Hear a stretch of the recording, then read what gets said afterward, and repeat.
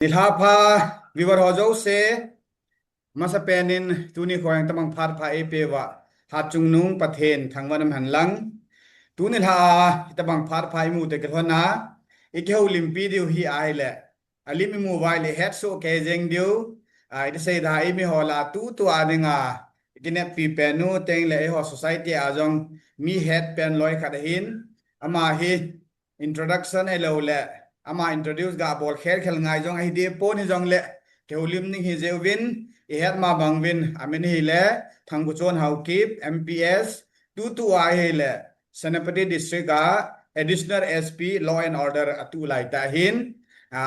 ki pawamin tu ne ama to kheu thei de am jewin hi ji youtube channel a ama welcome na ga ne tin ki pawame chon tu na kheu thei de nga phanin page ne ke ong ka ki pa ki pawamin ale thudang sei se selovin ke ulim na lut pai jeng lew hen mi pi hoin jong ei ni kheu hi anga lal diu kata asanin tila nanga ko na jil do thei tam ta tunil ha hi se do handing kine momin ateng le abibar ho jo se het yang ka se nom chu aman phat boi ta ya ta kheu khom ngai ga thei pau hi vibar hon jong thanom tai na vedowa jil do thei chani jil do diu ade dia khang tha sim lai ho kan tep naw hin tun question mas pena lut jeng lew hen mi jo sen he hi wangin tunil ha hi ni education tena career guidance lang tim tabang I ho focus funding hi je in ade din ei mi ho ke the ne diu win na hong selet na khona weng nulapa insung tena lekhanan simdan ho challenges na face ho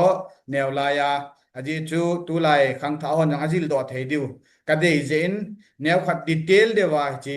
nin se pi thei dam chon ka ki pa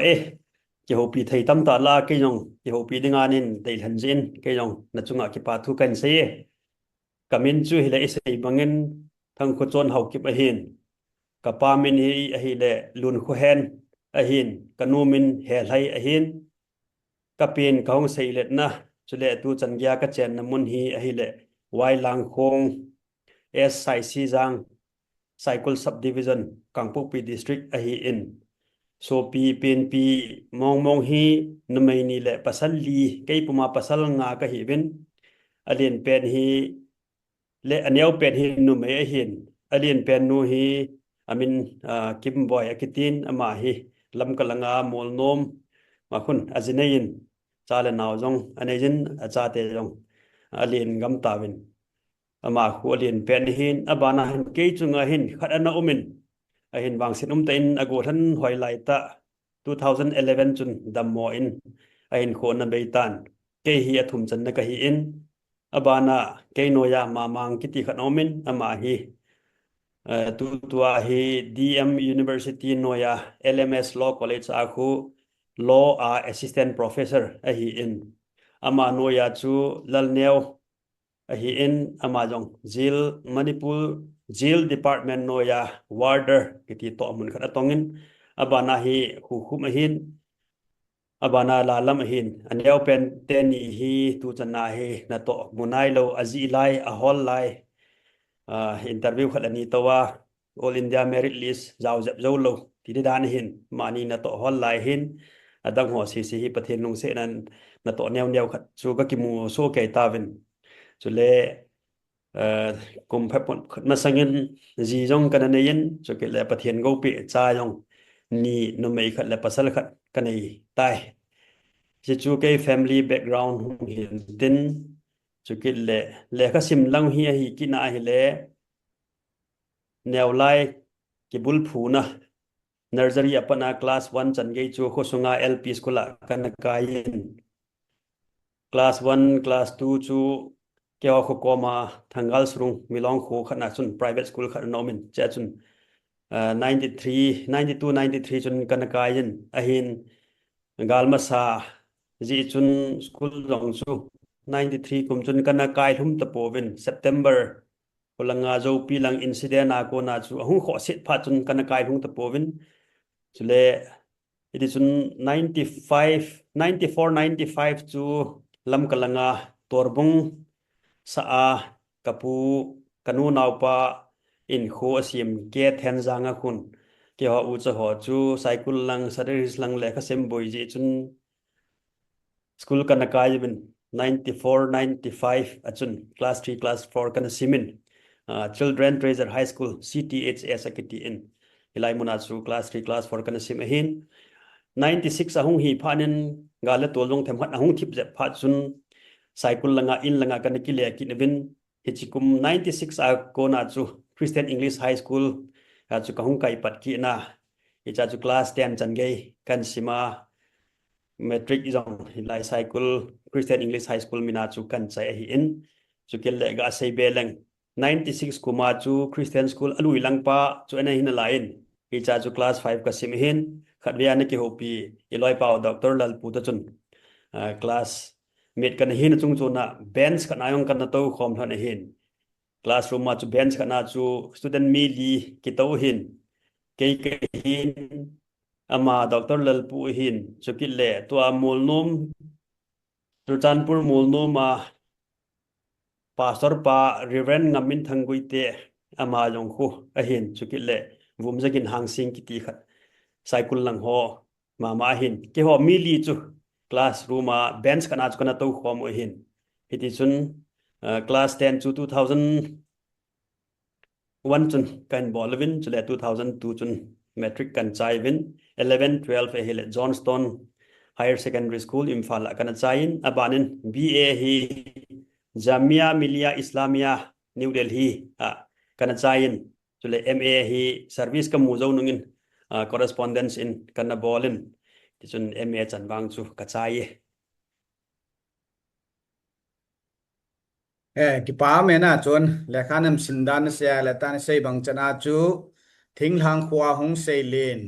teng la ba na chom cha ga lai thil to ho yong ki bang le le in ga lai ga hung ki chon ten lang le school kai thung zo lo lam ka long chom cha naga kai chuwa 96 an hung ki le ki sai kulan sim ki de hin na ni ga ge lai le midang ane wa pa na convent school ha hung kai ti ho ta bang hilo very modest background ki pan hi chi win hi je khang thao ho naga het de wa ka sei chit be nom chu tu nya ai kheu piu tu to editor SP law and order sanapati atu jing lai hi wangin ahung sei let na ale ka sim na background chu ija su okay ta win chiban chun tun ga dong zom pai yeng lew hen nangin graduation nan chai cha hi service namu pai jeng ham ai lo ale naga ki god dan graduation nan cha service nan hall dan ke god dan ho chu chomcha nega se bi the ki dew ha service kan hall hi graduation ka simlaya pana kan ji panti dingai tan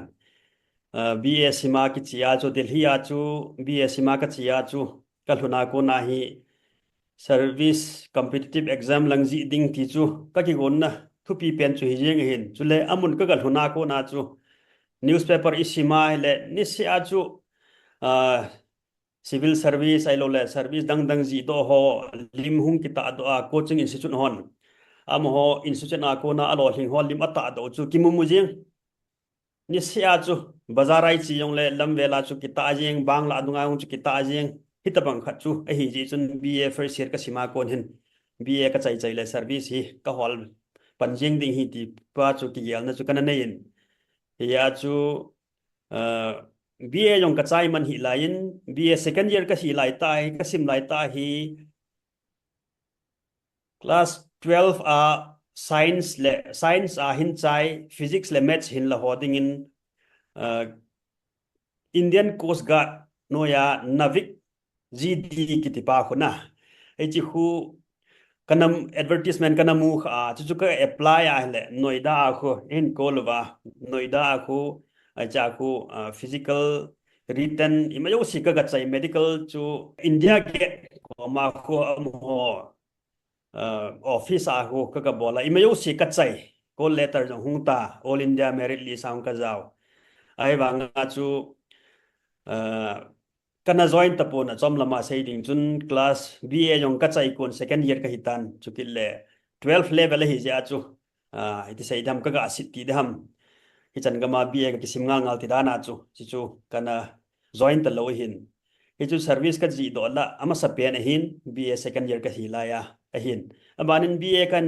chai kum appearing a khon UPSC noya CDS ho ku I cho ku appearing ayong ji the hi na hi chun kan apply in CDS ku kan ji a hele written chu kan pass in interview chu Bhopal line Govin ka chi pon akum kin akum khana ni ve ki bol hi ji chun abana pa ang ku ka bol ki inen aile written nong ka pass ki inen Bhopal in ko ki win kana chi pon army lang chu kana lunglut be lo ji chun byam than ubja chu kana bol no hi be se lo ke knowledge ki test na tabanga chu ka bol hi ji chun kana chi ta pon written chu ka pass in SSB chu ka chi ta pon abanin SCIO IB no ya SCIO 2 executive ki pa ko hi chi to khun BA ka chai akum kitchen kana bolin hi chong chu kana mu in imajo se ki chai in cycle police station langa police verification chan ngin jong kapa chona ko ven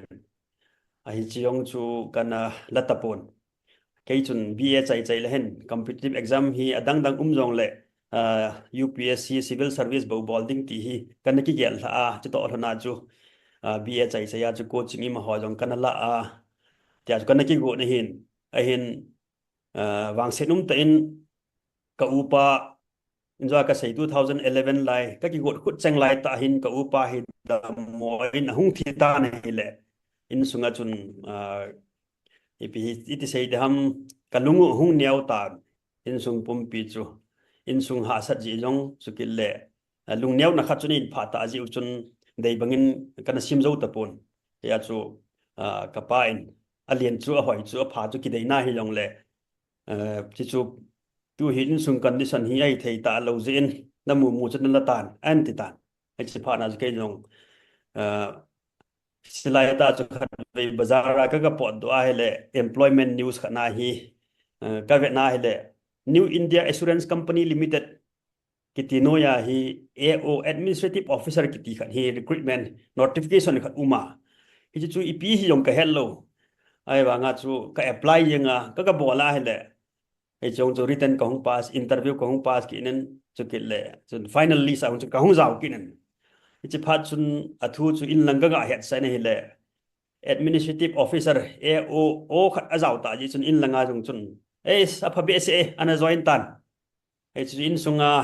thi le man to tu chung tu lai ta ika le imau lai ta wa pathen long ipiam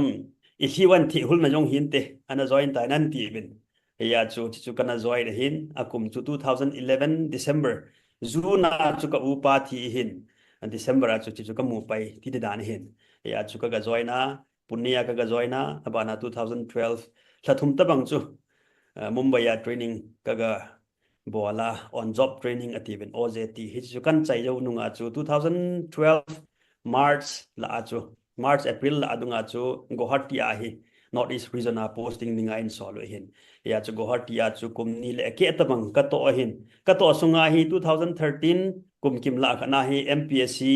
notification hung so a hi chu ka apply le ka apply a prelims ka bol le ka hung lo hingin abanin mains chu January 2014 New Year ki chai chai hi cha chu mains chu kan bol kit wa interview yong chu April chu ka bol wa interview ki chai ni la chu result jong out pai jinga hi cha chu MPS kan mu a hi chu July 2014 ha chu kana join ba tu a hi a date 19 ahin tu ni date 17 ahin na tu ni interview hi jingla thai ni le hi MPS kan join kal ni kum som le ni hung hi ding ti nai tai hi chan hi service kan ji do ho chule kan to ho ti di dan hi ala ki pa men na nang service nan join na 12 years na hin di kon chana hin khawli me hin ki pa jang min teng le ta ne le khasim dan te na service nan ji do ho che ga ve nai le khang dong ho ngai ho dinga chun ngai no le en tin ki non chala na ji do jeng CDS song mi a pass be selo nang ni ve ta na ji do achbana ACIO jong na ji do kit join di sa ta chima sanga coast guard ala service ki non chala na ji do jeng der pathen thil pe mo mong khat wang chu na changi ti de hin ja ko na khang to ho le simlai ho dinga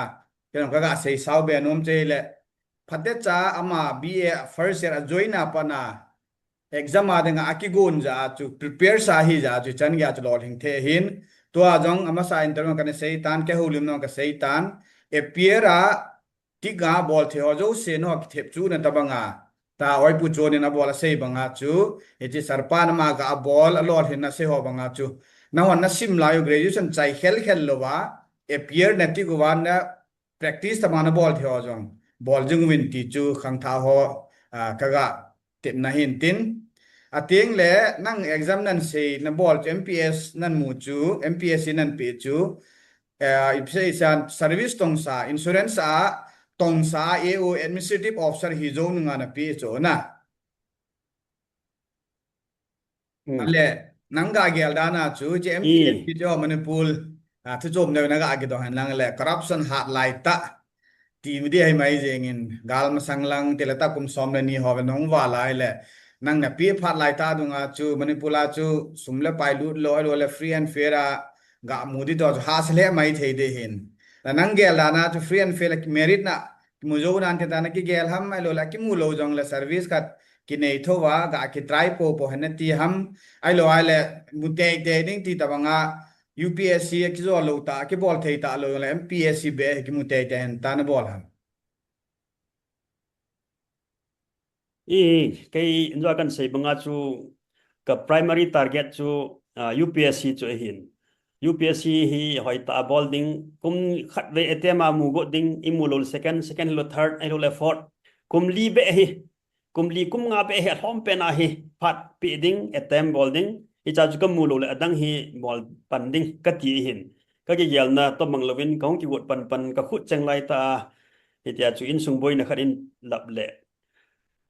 ka dei banga chu ka bol thei ta lo a hin hi jong le ka bol thei ta lo wa nga chu sele coaching jong sociology to sociology to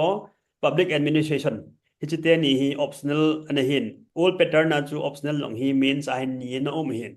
ya chu chite ni hi hoita coaching jong kana kila a delhi a chu kana sim chai ai tan not soyong ka ke sema study material hoita ka ke sem tu ma hin GS wang chu self study hin study material jo siong ka ki collect hin dei banga UPSC chu ka ki go theilo wanga chu ichan ham khat wang chu atam zo chu kana sim chai thoi tan ai chi ya chu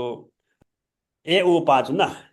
he chi AO kan to zo nunga chu MPSC hong ki ko wa le UPSC da kan ki go na pa chu a pattern chu ki bang chen ai ya chu he chi dinga chu kan ki go na hin chu ki le nan sei banga chu ka ki go na chu ke yong chun iti sei de ha ka pa tong ka kheu thana MPSC hi bulletin enjo le aki chaina lang le EPP hin sei lew chun ho ETD ham ti ho chu ka gyal khom tho hin yong le ai chi dinga an ki go nga UPSC adinga ki go nga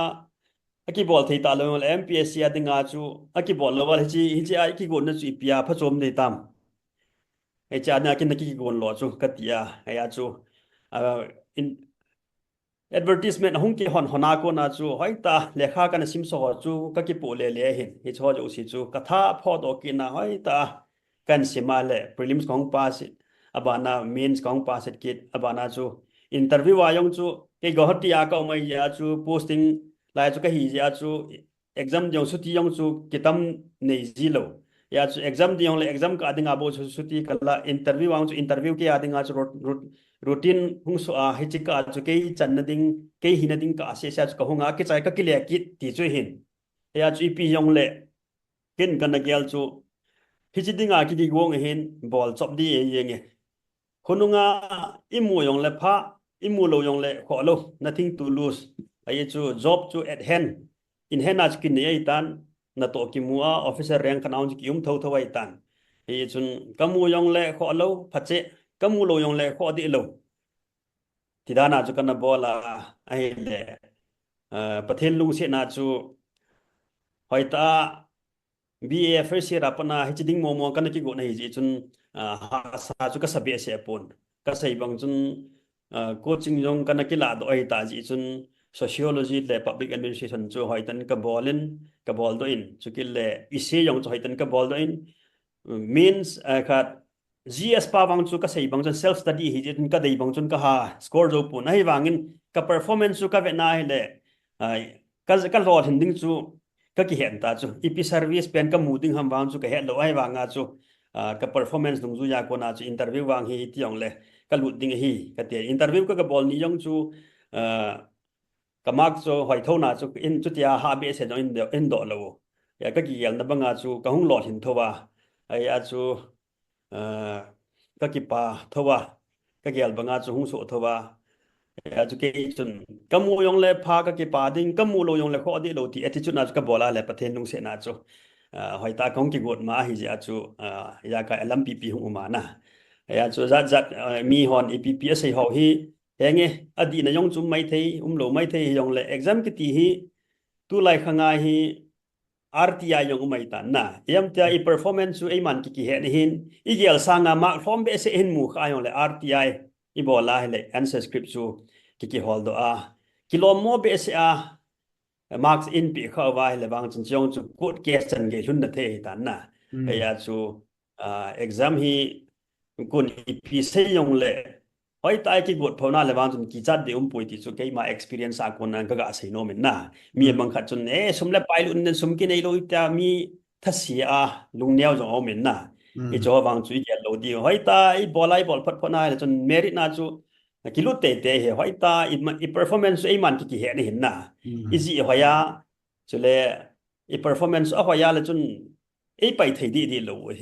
he chi pa he khang tha ho ko ma ka ga sei no men kon ip se yong le vai cha ji a yong lung neo loading ai lo ai le app min gam tin sei ja yong lung tha sit loading hoi ta ka bol hoi phana he le merit na ka lu thei di hi ti pa hi gel lew hen ti ka ga sei no me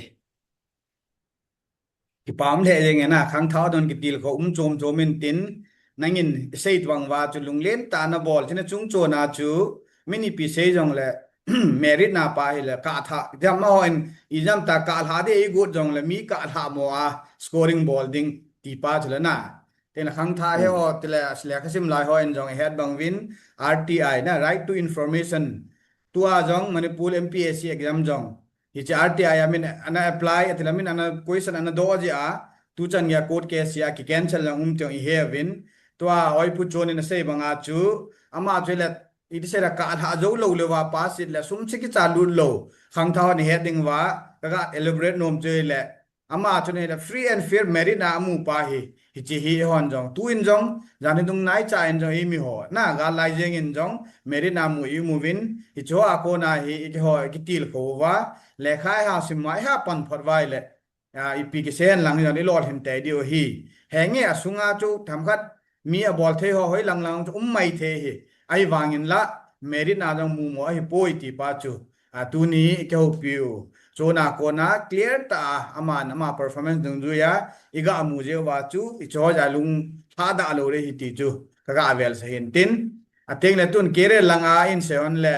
ta na sei ma nang jong hi chi first attempt ma na mu jeng exam na bol dan ho mo mong hi ki sei dam tips ki ti man lang le exam board dan kha jong hi hin aji chu tu lai khang tha ho le kha sima ha go na ki go ngai wa nga hi pass jo thei lo ti ho ta bang kha ji na ala na nga de nga chwe le na bol jo se cho ba na pass it to pe dan hi je chun chom lam thei pe na nangin hi che exam ho de nga hi I tin ki go jiam ateng le nangin a paper analyze na bol dan na ga ki go dan ho chom lam thei pe na khang thau ki til kho ni nga nan sei thei dan ya bul lang ze min ga pan ze leng competitive exam hi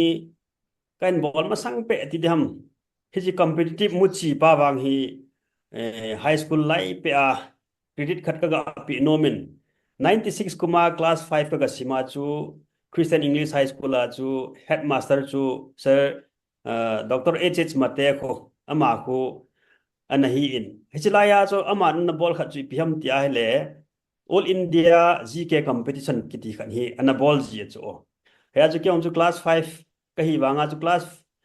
5 apat chung lang mi tam khat ga hi chi kuma chu organize ana bola he chu ke on chu kana pana hi cha dinga All India GK competition pan dinga chu aum talo oi pu ngamsat dimngel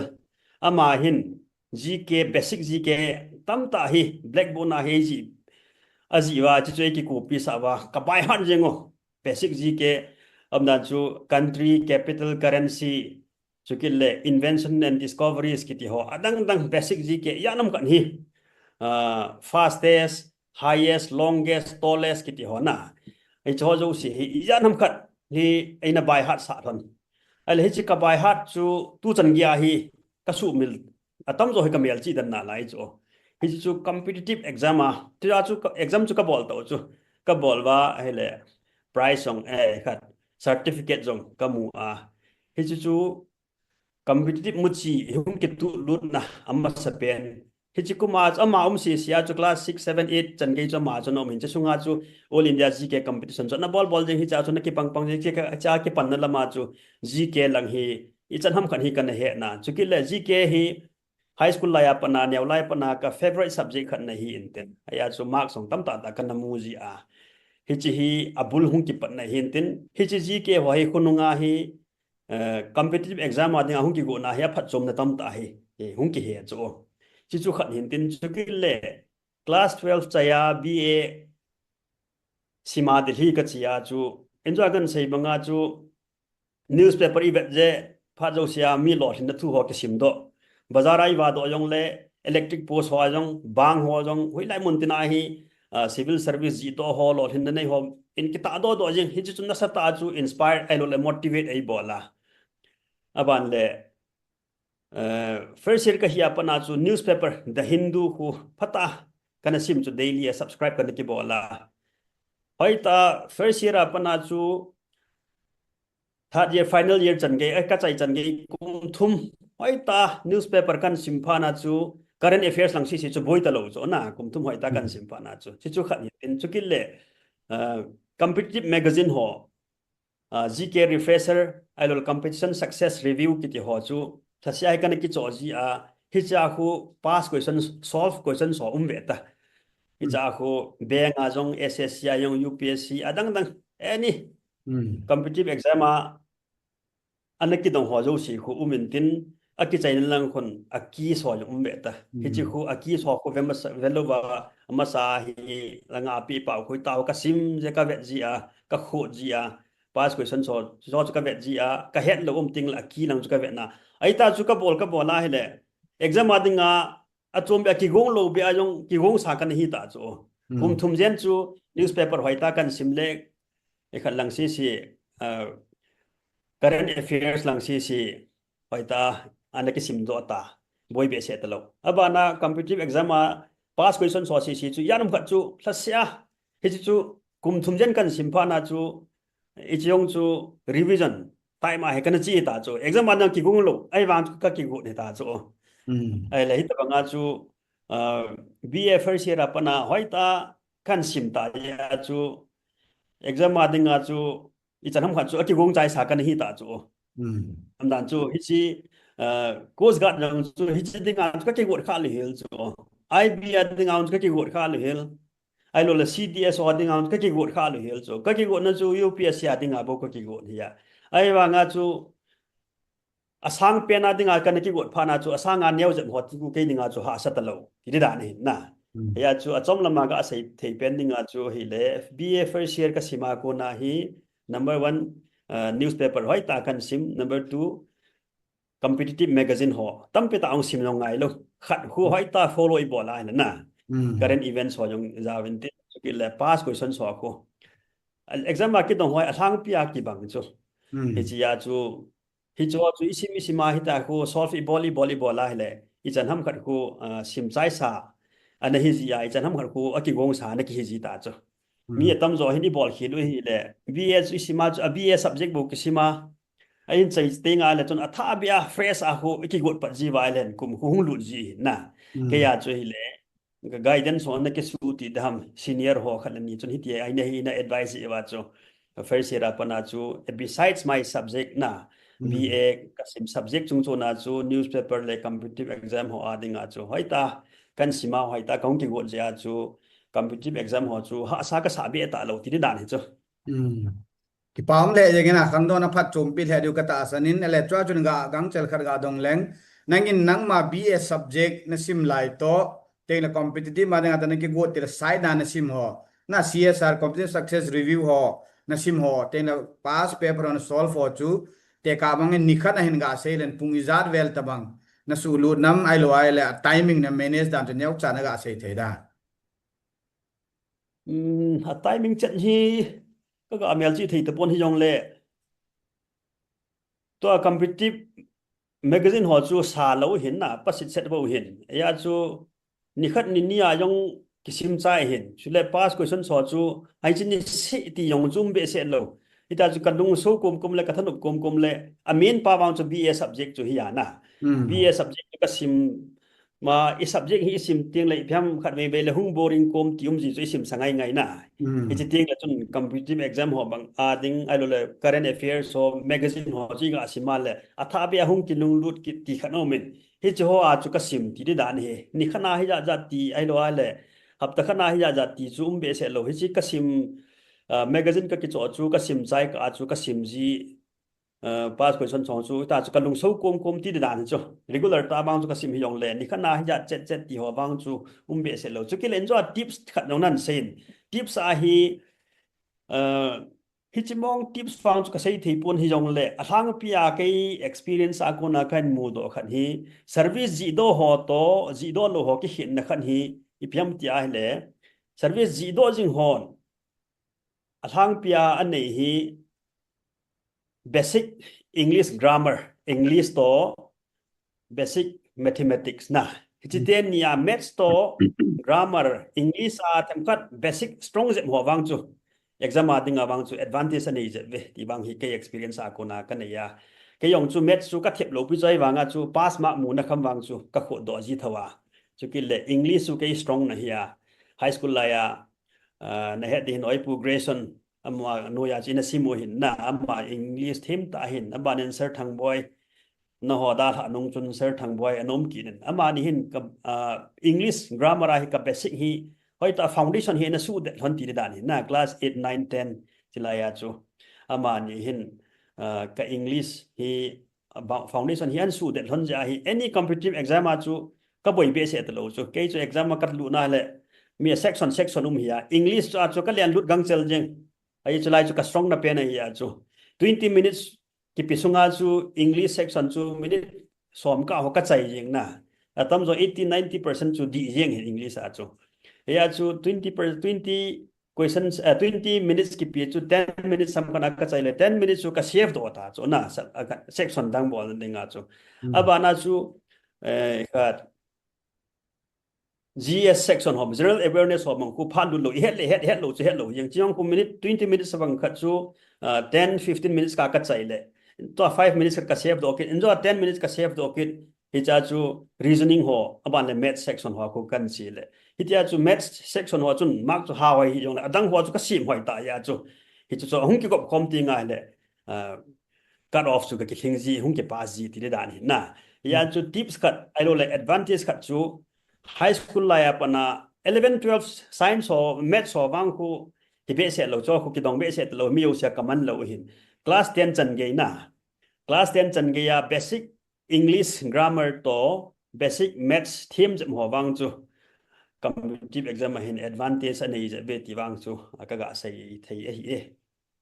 ki pam le jengin to amana sei na ko na viewers adi da khang lai ho in I het thei depend chu la e ma subject BA alo lam da ti sim jing la ya jong phat in nei dung zui da ni sia ti khel khel lo a khat sunga magazine khat na la ai le Sunday ham Saturday ham ai lo ni khat na pung ma khai ti o phat nei dung zui da ta cho ne na sei banga chu na vet jinga hi le atum be a ga ki got khel ngai lo wa ki go sa competitive exam nan pe te na nang dinga chu na het lo ka ki go chai sa na hi de tai ti pa chu a chom lam ta review kan tha se hin tin ateng lama nin jo an min pha po jab grammar hoti bana monthly competitive success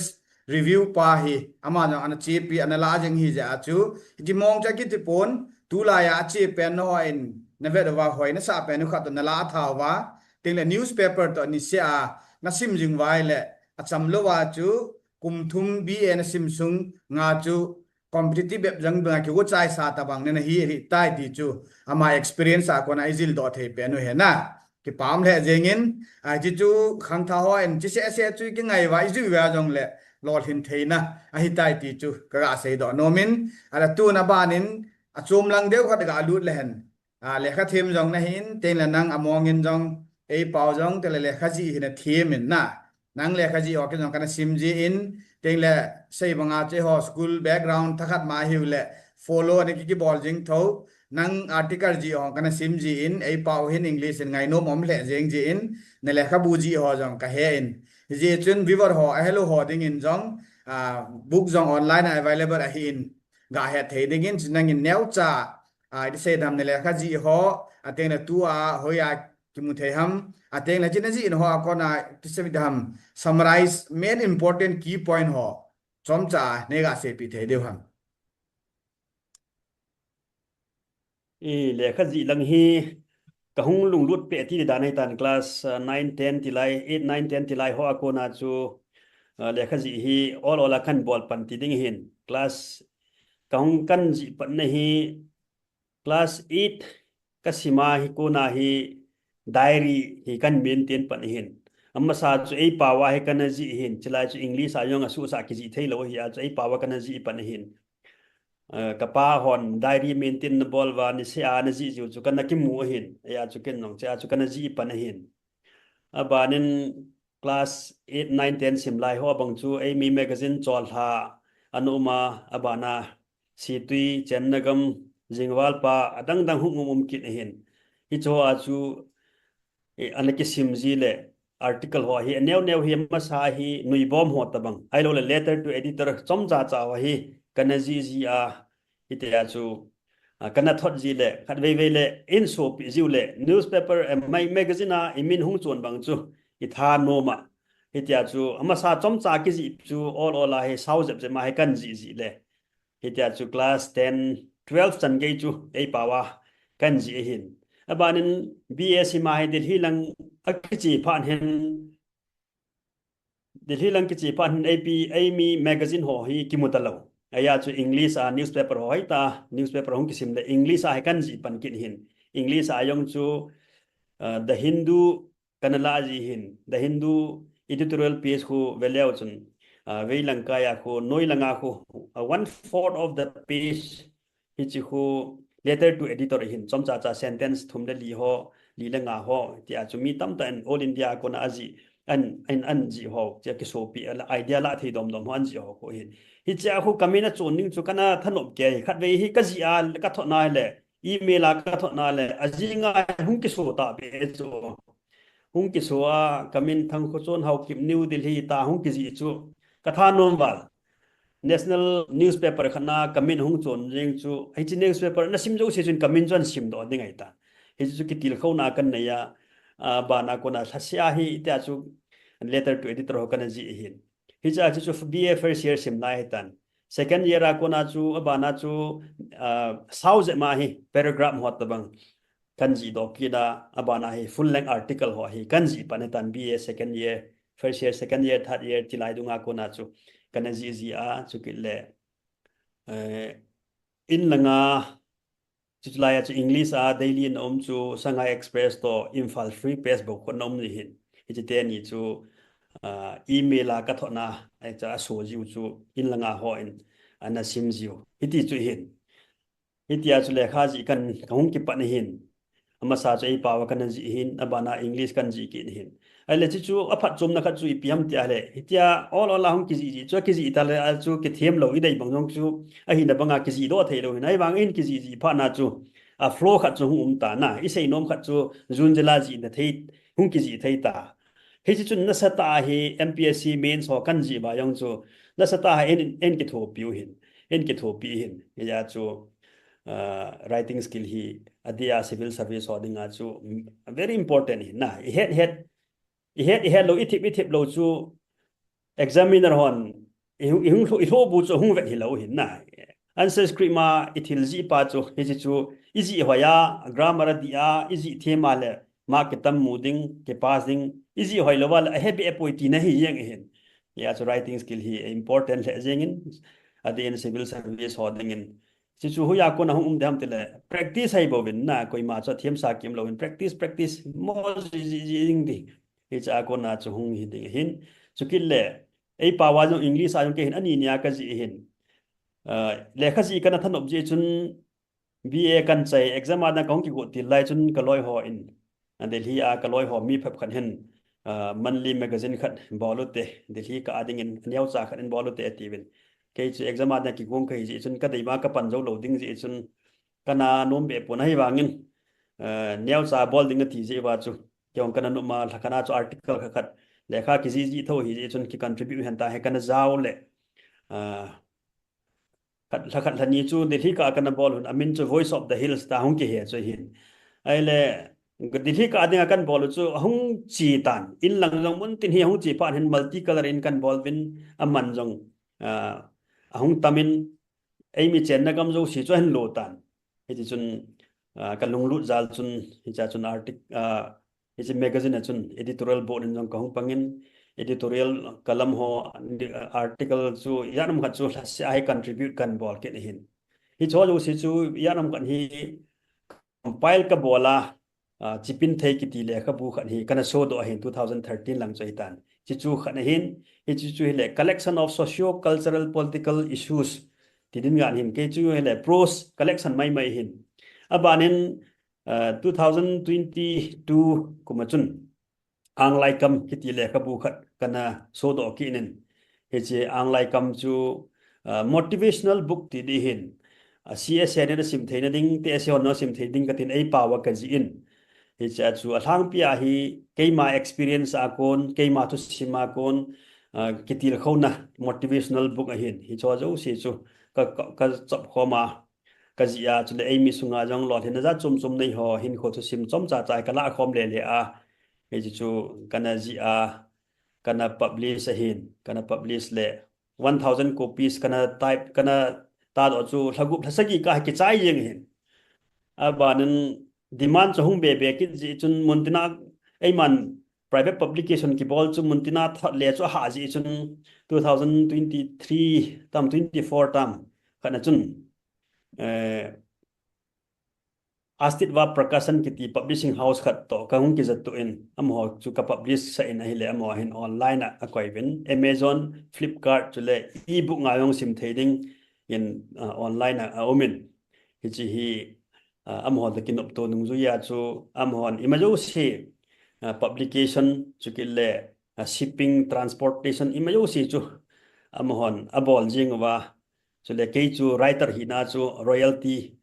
them chu ke account na chu an aki sales dung zu ya cha them in pg ti hin ye chun Google la hon anglai kam tin type leo chun hung chom do jing ding hin Flipkart na yong omin Amazon na yong omin he ti chun muntina chu ke le foreign country am hon jong ebook nga sim theina ding ome hi chu alang pia lekha bua ka post ka publish hin hi chu lekha bu ahin lekha bu tai lawang article ka publish hi atam thim tan ka ji do mong hi atam tan daily newspaper hockey publish tu nunga jong Amy Times atha be a gal jawa hilam kalanga an cho hingki no hin chang khat we le ka ji na lain chukit le pros ki hilovin poetry jong ka ji jap jamin na tu class 12 a khun poetry 11 a poetry khat aumin kg class 12 a jong poetry khat aumin chukil le pros jong 11 a khat aumin 12 a jong khat aum kinin thado ku ki MIL subject nga khu poetry ni chule pros ni jong kg aumin chukil le anai ten tu nai chaga seiding chun presidency college modbung hichia hung khun amho college anthem tidam theme song tidam college lapi khat jong kaji in ke ingan si jo chuna kaji in ala chang chu ke ji hin ala kai wang chu pulin chung le am pulin chung ina sema asa chu am pulin chung le pi Rebecca amanin asa na khum than khat ve ta chun last Thursday Friday chun hapta khat chet hin hapta khat masang chun achong chu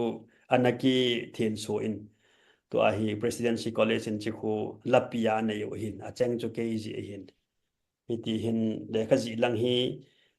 article lang chukil le poetry lang ani ni a hi kaji kop tu chan ya yang hi all ola ka bol jing na lai ti da na hi ki paum le jeng na chon na kum hlom cha ti mai lan cha pang chai na la ya nang poetry ji elo nang le khaji ti mai le hen book form ma sim thei se lo wa khang lai ho in ama ho class ti mai lan le khabu a chai theu na ji do theu chu pa cha nam le jeng in ateng na ma le kha viver so na sim khalo ho nang sim leo chun le khaji hi tam pi jong le ami sim no kharau min na fluent elo la flow che khat anu manom jeng hin ichama le khabu te ne online na ki mu hewin teng le tu a ase ho jong article ho jo se jong ama le khaji sim kolon sim leo chun edi se na sim nom jeng di hui ti pa chu ka ga se hin tin ale tun na to na lang tikit le han chi chu sai na nang telen na hi na thep na pas ken ka head ja chu viver hon aga a head loading chu pa mai ka sa le kan do hin ale tun na to na lang lut kit tele hen ai kha no manipur mps ho se hi ka het khel lo wala te training ti training na bol na ne pa north eastern police academy ana na bol hi dik ka ta sanin na ale ho se pai ho hi ke uli mai le te mai le han nang jong police officer khat ni hi ja chu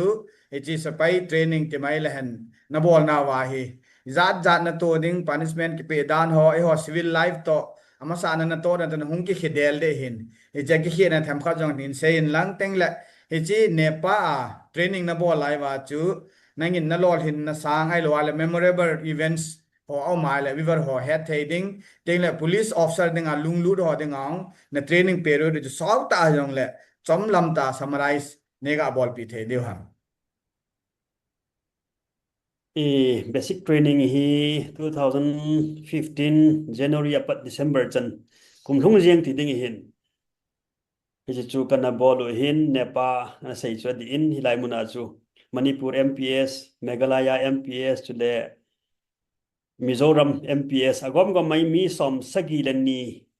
hin training kan bol khom hin hi chu asau the jengin police training chu officer a kilut wang chun training lai chun abai chom hi be jengin constable ho to ipi training chu ki ha khi ne yong be se lo ding hin aha zo na dinga ka gel chu hin le theory class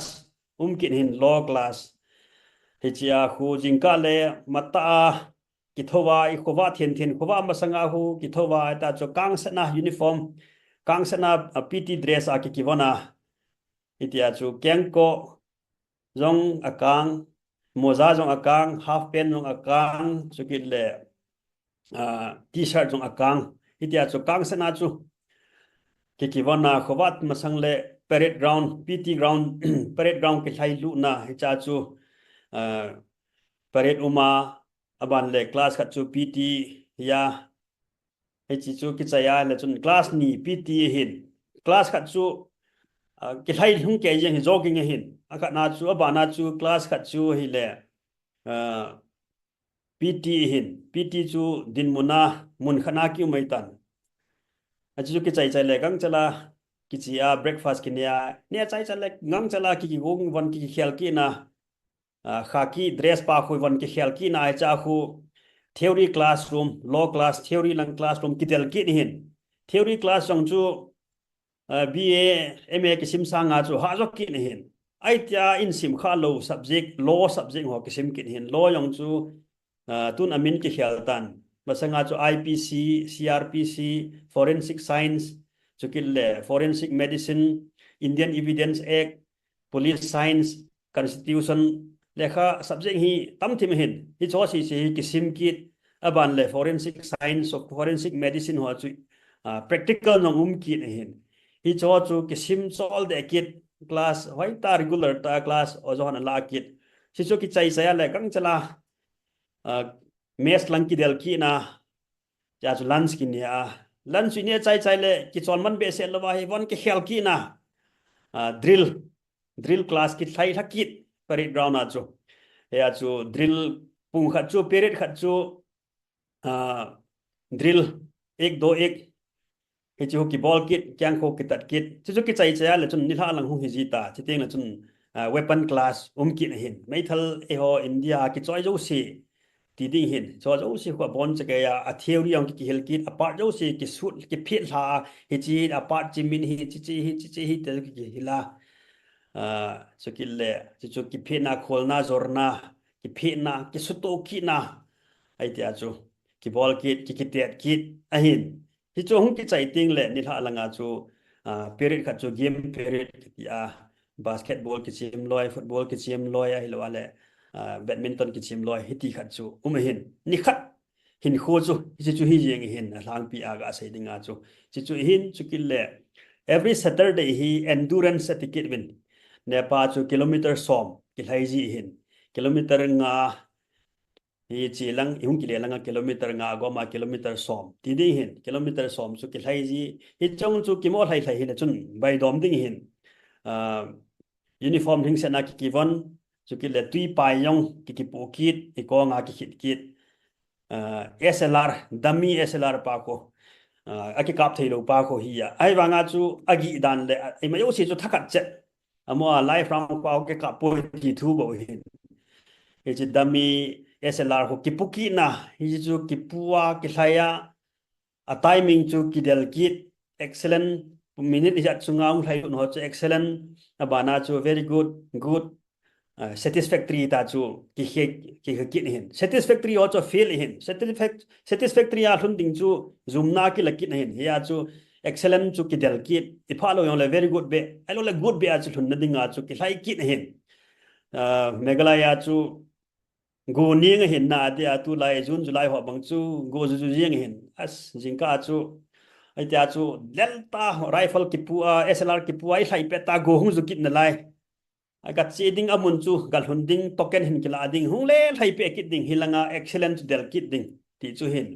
ha le jengin ya chu abang bang le meithal chu hilang meithal tol sen ana ya service in dal ha MPS in dal ha service sang dang zo kila de tam ti chan ge yong chu lunggel ji hin ya chan nup na jong a ha na jong tam ta hin ki to hin a ha na chu hi chi yong chu a hin chu kit le ahana di set memorable khana chu ka gyal do chu tactics course ki ti basic training lai chu NPA Hyderabad na ko instructor ho hunguwa amon tactics course commando course ka hung bol pi ki no hin hi cha jungle training ka bol ho jan khang no ya compass mandan ka ki hilwa hi chi compass a ko na location kha set a bol wa chu ka ki hol do ho ki tho mungo hung zu kit vot dam kit hoi lai mun ham yong ki hello jan khang no ya torch light wa jong phal hikit lo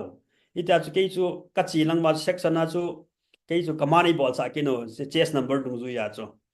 hiti khana chu ka bol jan khang no ya go hung zu kit ana na mun ka hol do compass a ko na chu ka ga hon la go tu ti ju jeng ne le chaw ni thuma ding a chu ne le cha chu self contained ti ba ne le cha chu eiman ima yo si ki pu kit chu tui yong ki pu an chang yong ki pu me ding yong ki pu me khan ho ge gyang ki pu kit itia chu ata ding ta bang ho ki bol hin ale jan nga ka thunu le ana na chu hung ki chol ko chu ojo ho ma chun e pe sai da mok ambush in bol kun pa an ticket le ki mu pan ham ga ki chol ko ham ki chu mun tna ko nen kap ki do le ata bangai ja chu ki thowa hoi lai dan ki kap ki ai ta chu mun khana ko na chu mun chum khat destination khat ipui ki no ale jan ko wa ta go tu ti zu kit I chot ta bang ho bang chi ve na le aha dan chu memorable aha anu mo lang ta memorable ti dan hin na chi yong chu hin chu ki le anu na ki chu hi le ima yo si chu ki bol khom hin na aha le wa nga chu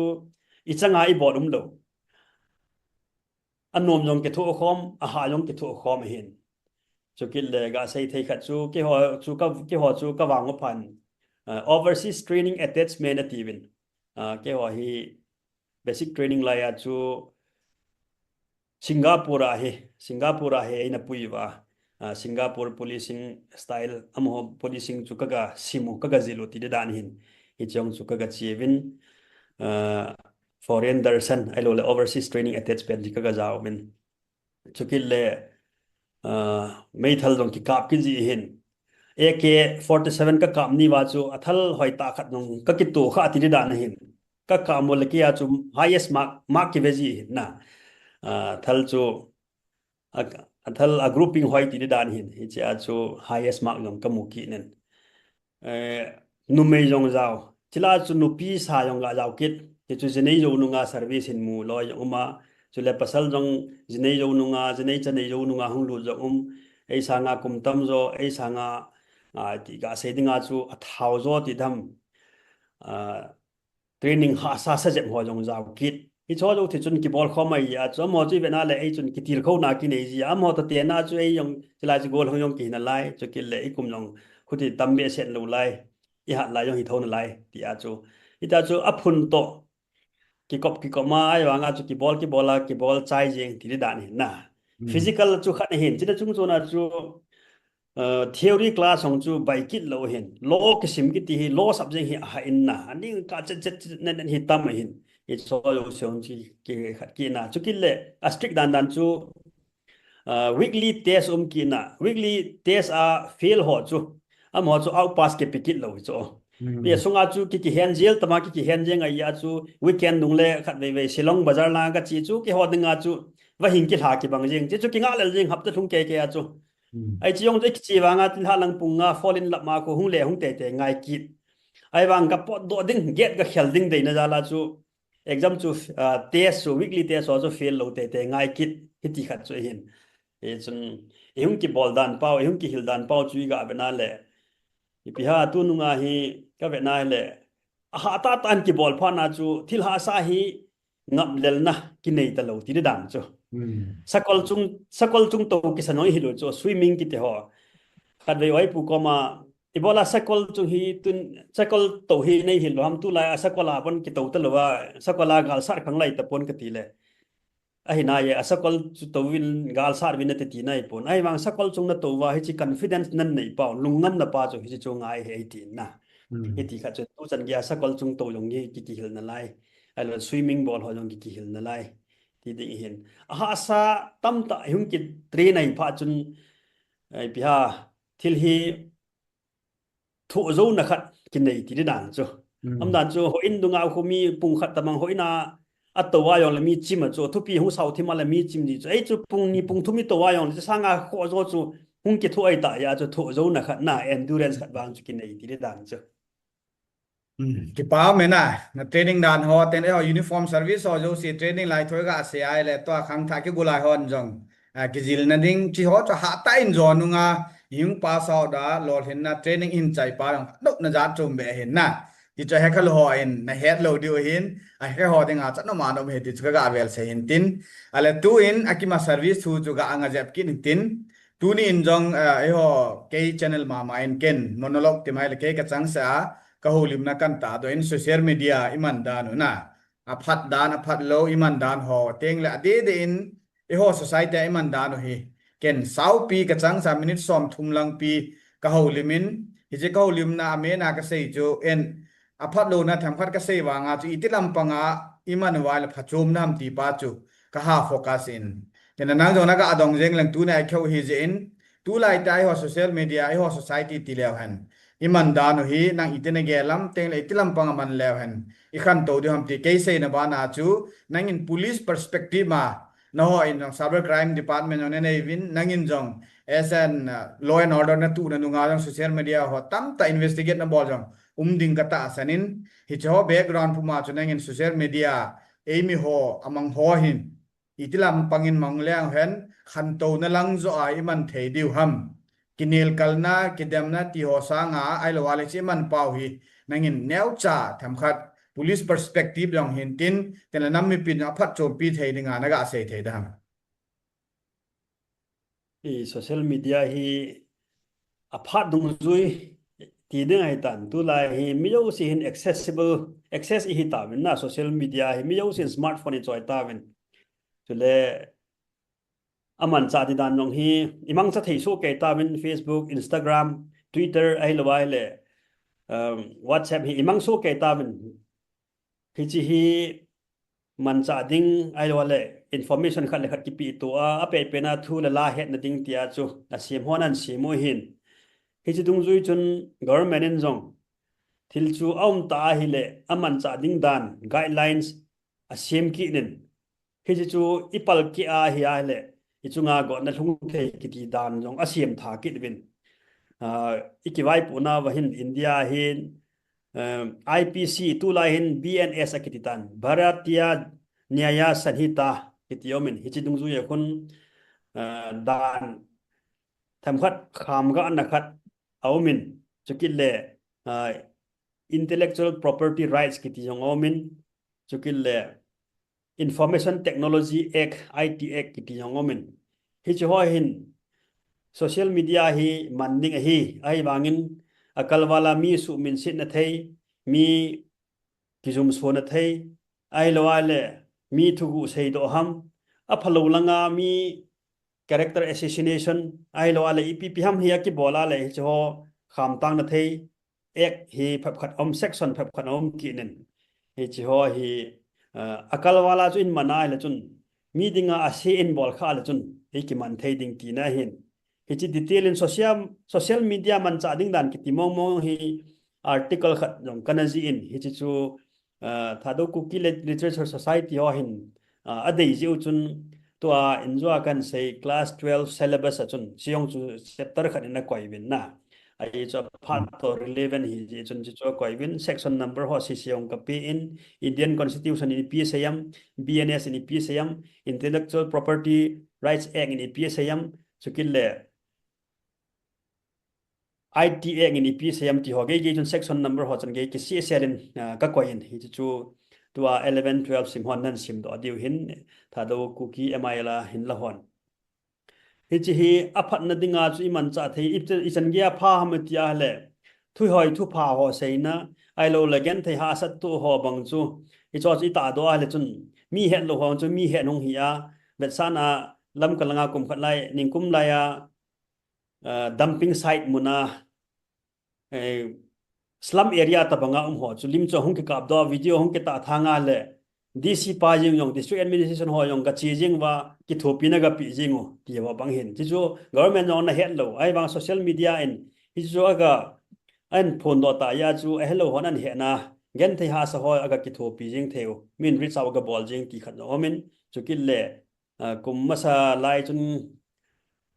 gal masang jep ti dan hin lam kalanga tui bonga mi khat traffic police khat hin zu no ya chu duty hoi ta bola le chi chu min video na kap do hung viral kil le Manipur CM jing in jong na to phat hitabang gozu no ya yong duty hoi ta bol ji chun ki pa cha na jong ki pa ma jong na pi in na hi chwa tabang chu social media phat chom na hin thu hoi thu pa ki sei pi to na khan to ma chal na thei ki sei te pi na ai lo ala thu hoi thu pa za chom khan to na thei chi na thei ho hi aphat na hin ken jong ka Facebook ku akhun ei mi sunga lol hin za chum nei ho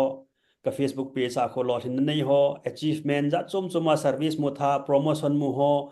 good news lang ho si he ka ta do ale ya chu inam mi ho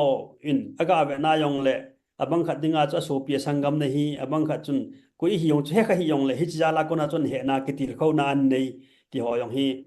ka ha ko khain chi ta banga chu aphalanga mi mu lo mu do na ai lo ale headinga lom ho ki head to na ki sei pi to nai man chu thil pha hin ai wangin apham na mun chun asi yong om ji in mi ho hin ipiha asilang langai man naw om jin mi ki su min se na fake ID ki sema mi khat su min se na mi lim ki ta thanga mi su min se na ai lo le phung na chang thu sei na ham tribe thua ki boy na ham mi character assassination ki bola mi ki zo thang na ham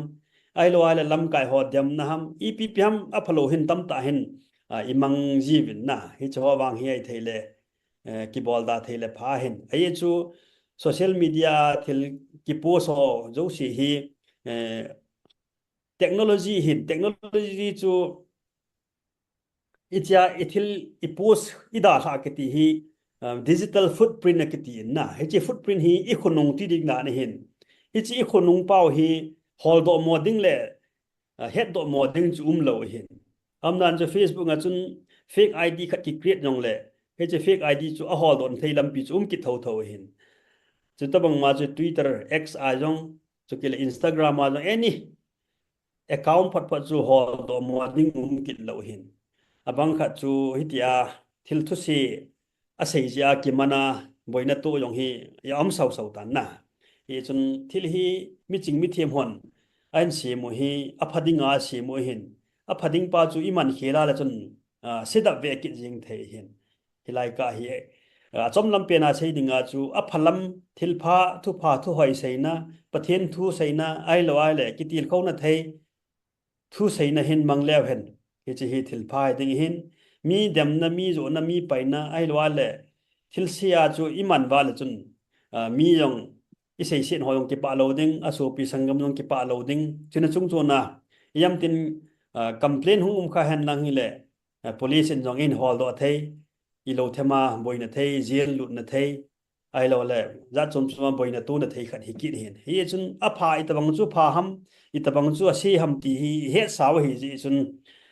aphalang pa jo hin mang lew hen I khan to pi diu imachal pi diu hin aphalangai manna he chun ata bia chu thil tam ta ki learn hin na thil tam ta ki jil hin tu lai le kha sim na jong ki mangai tan masang lai e ho BA ai lo le BA sim lai competitive exam ki ko lai chan ge chu social media he no lo chu ki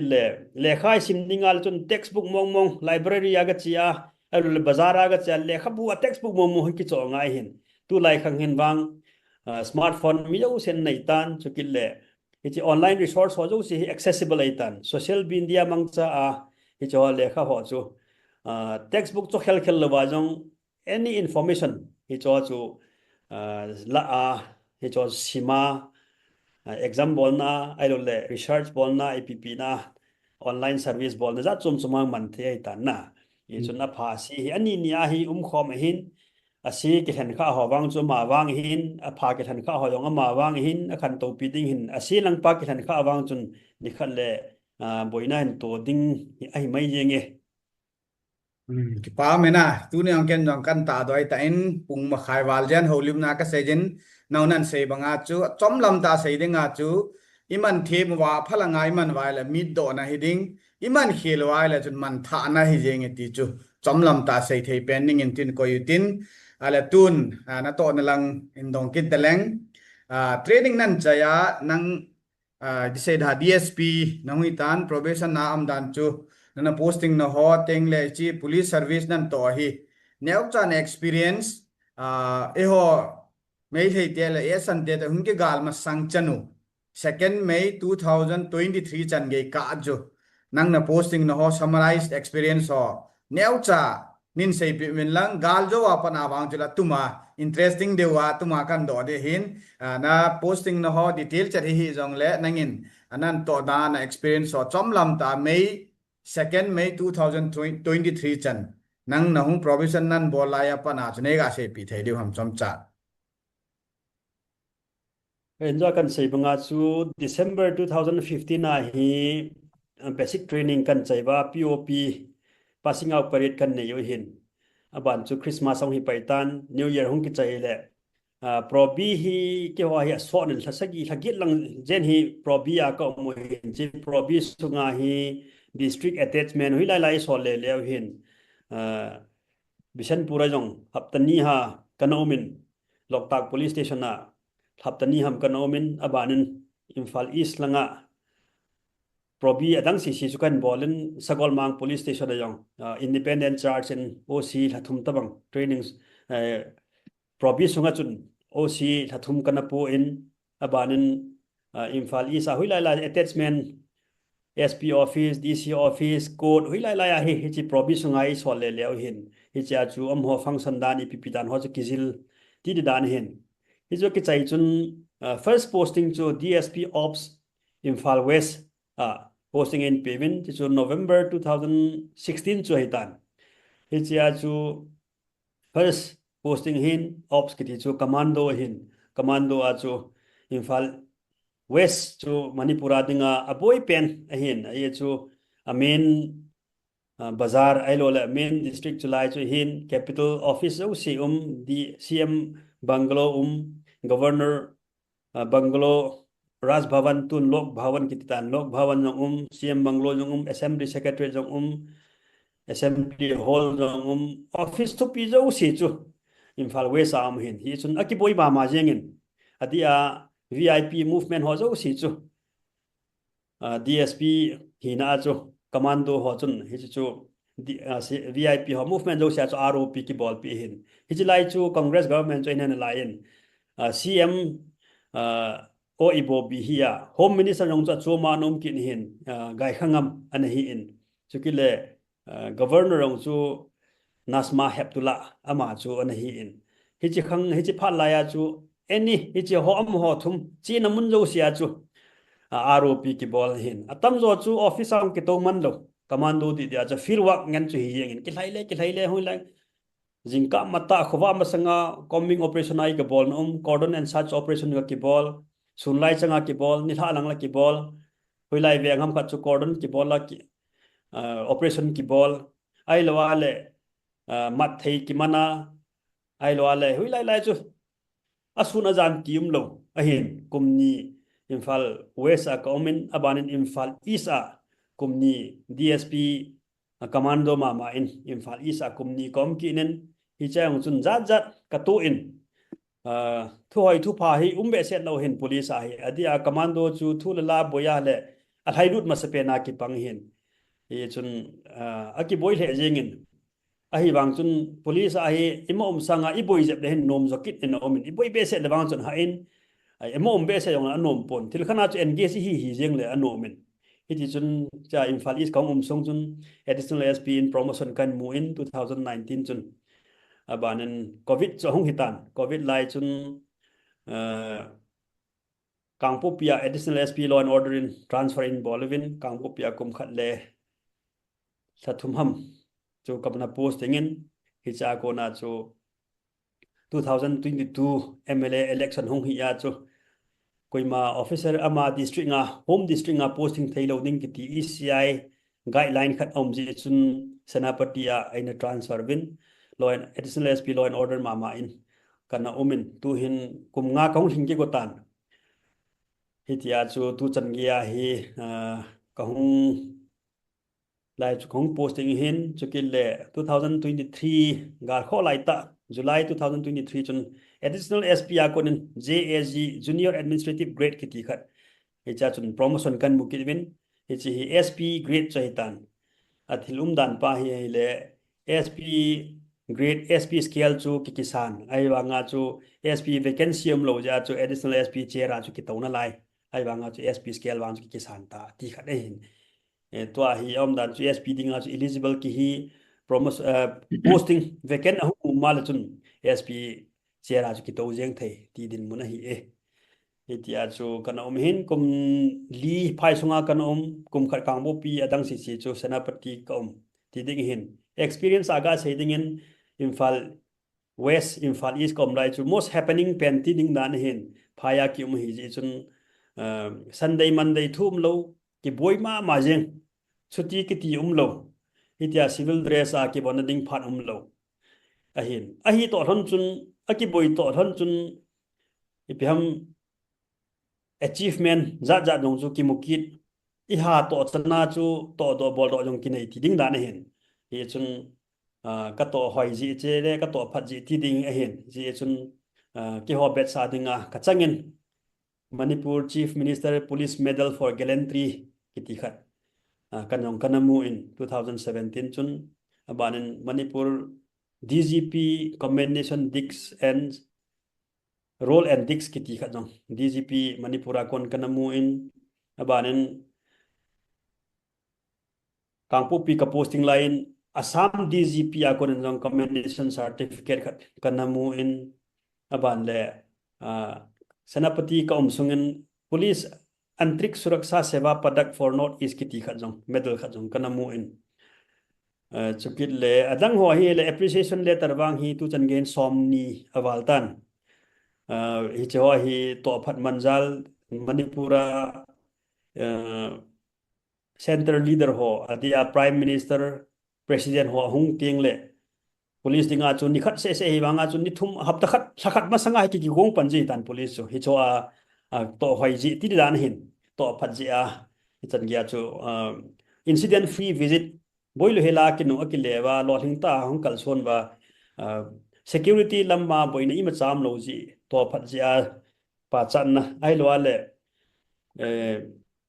big events ho Republic Day ki tewat bang Independence Day ki tewat bang ai lo la dang dang kin thu pi ho ta bang kin lin ta ho to phat man je to hoi je office na to hoi je appreciation letter DGP akon IGP DIG SP akona ka mu hi somni awal jaltan ija chat am chu kamel chi ta pon hi chu tu chan ge ai lo le me that tu chan ge chu hin me that tu chan ge hi chun gal sei thia chunom lo ji chun khotia ka communal na be se yong chunom pon policing chu ana boy be se pon mun tina chu ho dinga chu posting na mo lo so na hi in hi chi ya chu min ana ha ki chu na pen a ha dei pen ti dam Imphal ang chu Imphal East West a chu kum li kan oma hi ti ya chu senapati mei theila ang kanom milong la yong ko ei mi la yong ko ti ding dan hi Hala ki paum le jeng ena ga se ai le ai mi society ata khang tha ho ve dinga jong alien lang ho senior lang ho le tampi henge anamu lo thing tam tam jong le tu ai ho stage a dinga ten lang le SP level rank a dinga chunang lo hin na namu ho jo se social media ten mundang no na ki mujingin ta nang nan se ai le ki che se ne he tawin president nu ho hungbang ai lo ai le amdana chu first prime minister ho hungbang dunga no na vet call down ho je wa chunang in tampi ha asata yong le di se da ha lol hinna se phatna tamta medal ho award ho na mu chu ki pa pi min nan se ai le aban jong hin mu to jen in lang e ho district ham khan SP midang inei sa nang bang SP hungi theile chin ki paum le jeng de ti chu river ho zo sin nang taw na ta thuai panwa kangpu PSP ho mang nang hi ai le to na pan na sangai nam pi du wa na pan thei tam ta jong de hi ti chu ka ga sei do be hen tin tu na ban question ana jom kit le hen enjoy gal ma sang ta kan nga sa na chu third ma ya pan ai ho experience hung zat chom nang in jong senapati gal ma sang na to gal jo wa na pa hung ki he na chom khat iso pi ho kacha na go ai ti de men jong social media tam ta na viral so teng hoi la am khana nang hin kho ki san ge dinga danger ana mi tampin lungim ta ana kium jong heso Kevin je chun tarik thum May 2023 galaya pa na nang tua senapati ele kampo pin hung ki chon la ge tiutin tu nong senapati na appointment to senapati hi wangin amuna amlo kampo pilangan hum la danin tan je chun hitlai sunga hi detail de win ho nammi pin a he theidingin as a police officer anam dinga thilna to ho social media aniki mujing nan hi jong nang kam cheng ta nang in pan la dan nammi pi to heading teng le khang tha hon jong til khona nei ding hi chan ge ya hi police officer khat hi appointment khat in ya le inam pi ding so pi you now ki pang the ti pa yong hi aga head diu ka dei je in tarik thuma patu ni chan ge ho nama dinga nan pan la dan teng la min nang target na bor dan hong tham khat mi pi jo sen heading in nin sei pi wen lang hi cha ko na ko avi ba ro jo sen ngai do wa nang ho i chan ge hoi la nga ko na ki tho pi ne thei dham ti jong i gel tha diu win ei ma le ma ki phat na dinga ai lo nang ki sei phat na ning ka ti hi lo win mi pi in head che na wa cha ko na chu ki til nai nei wa hoi la ya chanang dinga jong min nan su min se no ma target nan bol teng le mi pi in I chan ge pan la tham ti pa jo I head na thei de wa I pau theng se la nan se ding kan ti he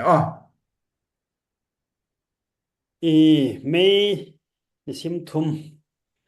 si chu chini chun ke yong sanapatia posting ka hin ST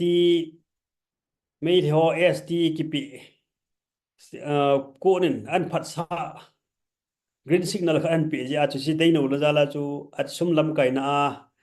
Manipur pumpia tribal jo si chun really in a bolo hin ke yong senapatia posting ka hin senapati bazar yong chun senapati mi ho hin amo yong chun thupi ta hi len ta hi really bolwa slogan sabwa senapati bazar lai ta ko really cho bolo hin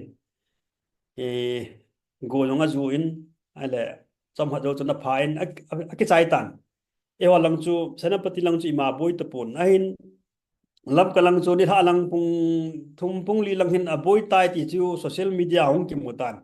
a lim ho ไอฮอเกียนหุงกิฮาลฮออบานาตัวมุงละดุงาอินหุงกิเวเซฮอไอโลอาเลอีปีกางไว้ลังเทลซูฮอจูหุงกิมุตันเฮจิจูเดททีจูหุงกิใจตันเดททีนี่ละจุนไอฮออัมฮอไอมีโคเพับขัดนงภายตดภายจินามฮอจงยามขัดกิฮาลตายตีหุงกิจตันไอเลกอแมนจงกังเตนอินเทอร์เน็ตเบนันบอลตาเป็นไอ้บางจุนออฟฟิศอาคิวมาฮิจิจุน Wi-Fi หอจูอันจีนละยันทูหอจูกิเฮอินไอ้เล่ฮิจิจุนเดททรีจานจูอากิจายนไอ้เล่เดท4จิงกาคุยนเดททรีจันกิจูอิมาโคลเบสอิมาจูหุ่มเบสเซลลายที่ดีเห็น personally เกยงสนับปฏิลังอากุมเกยจิจุนสนับปฏิลังอาบอยโลจิจุนเกยจูอีหาโตข้าเบสเซลลที่ดีดานเห็นไอ้เห็นเดท4เนี่ยกุนันบางเห็นอัทุหิหุงหาขอเสตันไอ้เลยจินยากุนาฮีจิงกาดุงากุนาจูมีกิทัดวางจูกิสโลไลไอ้วางอาสุนปุงโกปุงซอมละคันลากุนาฮีมีกิทาทุยหุงกิใช้ปันตาจูไอ้เลยจากุนาจูเกยฟอนฮีเดท4 5 6 7นิทุมไอ้หลนิลีวางฮีกับฟอนฮีevery minute kitil ke sei wale then every second kitil ke sei wale then every minute na chu call chu hung jing ai khat chu ipika male ki ho chai lo ki ho chai ma sanga chu khat na chu waiting am jing ai khat chu ki ho chai khat chu ki pick up ki na le ki ho chai lo la khat na chu hitia chu call chu pai jing waiting a chu jing a ke chu sanapatia chu om chu hi chu a posting chu ai wanga chu कोल हुं जो सी चो की अके कपि का माले कोला हुं के सही जो सी चो कहिति तावे कबोय तावे हॉस्पिटल का ओदन तावे तिलोय आइलो आले हॉस्टल का ओमना एहुं बुलु तावे तिलोय बोर्डिंग का ओमना इला में तिलोय एति चु हि जेंग हेन एति चुन दि अकोल जो सी चो डिस्ट्रेस कोल SOS तिदिंगन हेन चियंगन चु हि यंग हेन थी न थै दिन मुना ओमगन चु हि जेंग कोल चो ai chu kin jong nom nom hui lai ham lai ke police kan sol piding na hi katia hetia chu ain phone nung ju amun nung ju chu ka sei banga chun ja ka sei ma chu kum lizian infala kana posting ai ya chu SP ya pat noi lang si additional SP DSP inspector ai lo le SI noi lang si chu atam zo chu infal east west a chu kum li na ki posting ai ya chu ka ke hat pi so ke phone number nong athu pi jo si chu kanai so ke hin he ya chu phona hilai muna chuna boy tabe mi hi hilai muna chuna omwin gapoto bin mi hi chu hilai muna chun ahiti tabe aodan tabe agari wa hiti khati ta chu ka sei piam monjong ta chu police gari a solva po do the po do wa assam rifle ho army chi na thei chia CRPF chi thei chia police chi thei chia ta chu ijan ham khat wang chu aga po do ti dan hin chibang ma chu file nunga kaloi police mai thei police officer ho yong chun sanapati langa jong amho o den phat khat zum kin hin ya chu ke ho mi yong hilai muna chun sanapati hilai benga chun o me negative le ei chi ni le mo chun pyam nam i suwa chi phana chu ei chu ta san be se lo ya chu kin amuna mi long police ho koi ho ka sol ki na amho mi ho yong chu ta chu ka po do sa kit kangbo pilanga ki tha do loi chu gam ki phaila ki tha su loi ai lo la sam rifle ke ma ki tha do loi hitia chu alang achu kin jong senapati am ho mi ho oden ho yan mat ka hu do pia am hon jong e ho mi yan hom ke se ja la chu yan mat chu ka hu do ti da ne hin aki hu do zo lo yong chu mai thei hin ai bang ke ko ma ke line hin da jo si bang chu atam zo chu ka hu do ti dan hin amun ta ke kom lo wa nga chu hitia chu alang langa pollution pan kila am hon lo e ho mi hoi hu do piu kin jong langa am ho mi ka hu do piu ti chu hin ni thum ni li chan ge wang chu ka phone cho thip po jan jong kai mut lo hi ti chu jeng hin khat ve article khat jong ka ji khain hospital la o den now sen ping kha til o den te jong thu sim jong chu kana ji in am ho jong chu jan khang hita ai le mi ho na ma chu o me ti chan het pha ja hospital jong chu hung bulu jeng hita ai chi jong chu o si ho ka so la mon go thim cha jan khang no ja ga hu do ti thu sim jong kana sein hospital o den adang dang omin abang khat chu ipia hospital chu ai mi hi jong ki sei do ngam ta lo ai pa wa ga ho jong le ki het mo sa mai thei pa hin don bu ti ho azat zat hi tam to min ke ma ta chu kom lo wang chun through phone mang chai ni chan ham khat wang chu pan na thei tan pan kala e hi chu ga sei thei hin tin gam na ma dinga ka pan ho hi sei thei jong omin sei thei lo jong omin sei thei ho mi za thei ho chu sei tin na adang mi za thei lo ho wang chu he hon he le hi sa ye ngoi tin hi chan chu hi chan ham khat wang chun mi sa dingi pan na thei chan chun ka pangin thai na thei chan jong ka thain chu kil le phone na monitor ka bol thei chan ka bolin mi hem hin kho yan mot wang chu ka hu do e thi chan ge chu ga sei thei hin tin chu kil le thu hung boi hi chan ge hung boi phat chun mun chum chuma kon hin gampam langa kon hin NGO ho bung ho koi ha kon hin relief thil tam ta yang hungin na masanga chu na ki hello ai wanga cha hung le aban bana ko na ki son son zal chun lo le a hin pu a sile che hin pu a ne le cha hin pu ho am ho chun relief camp ho ka visit no ni khana chu home sai lo lo hop sai mo ho chu ke de ka loi nu ai ngan sewa ita ka loi nu through a ka loi nu through a line hin the loi ama ki het pi son son ho ita chu i chan ham khat chu i jan ham khat ke ni ke ni ko ma ji da kha khum ji hona ke nin ta ju garia ka po kil hona cycle lang relief camp hui lai lai mun i jan ham khat he ka ga vil hona thil ho chu ka mo khut ta ka ga pi do hona lim ka kap hona video ka la hona cho su si chu sponsor hin bolte amo NGO ho mung ho ka thot kil hona athil chu kitub selen athun na ding do athung nai ti approve photo to video ho mas ka thon le mi ho yong chu mo lung thai wa lam ka wai tham hi nai ti ta san na khat chin nei ji wa chu aban bana chu hung be be ai chan ya cha vel vela vel level nga be heading hin cycle lang ka chin hon chu cycle langa jong mula ma jong na abana thangkan phaya jong chukil le kholang sa lang mol kon langa ding lian jong ka phalonen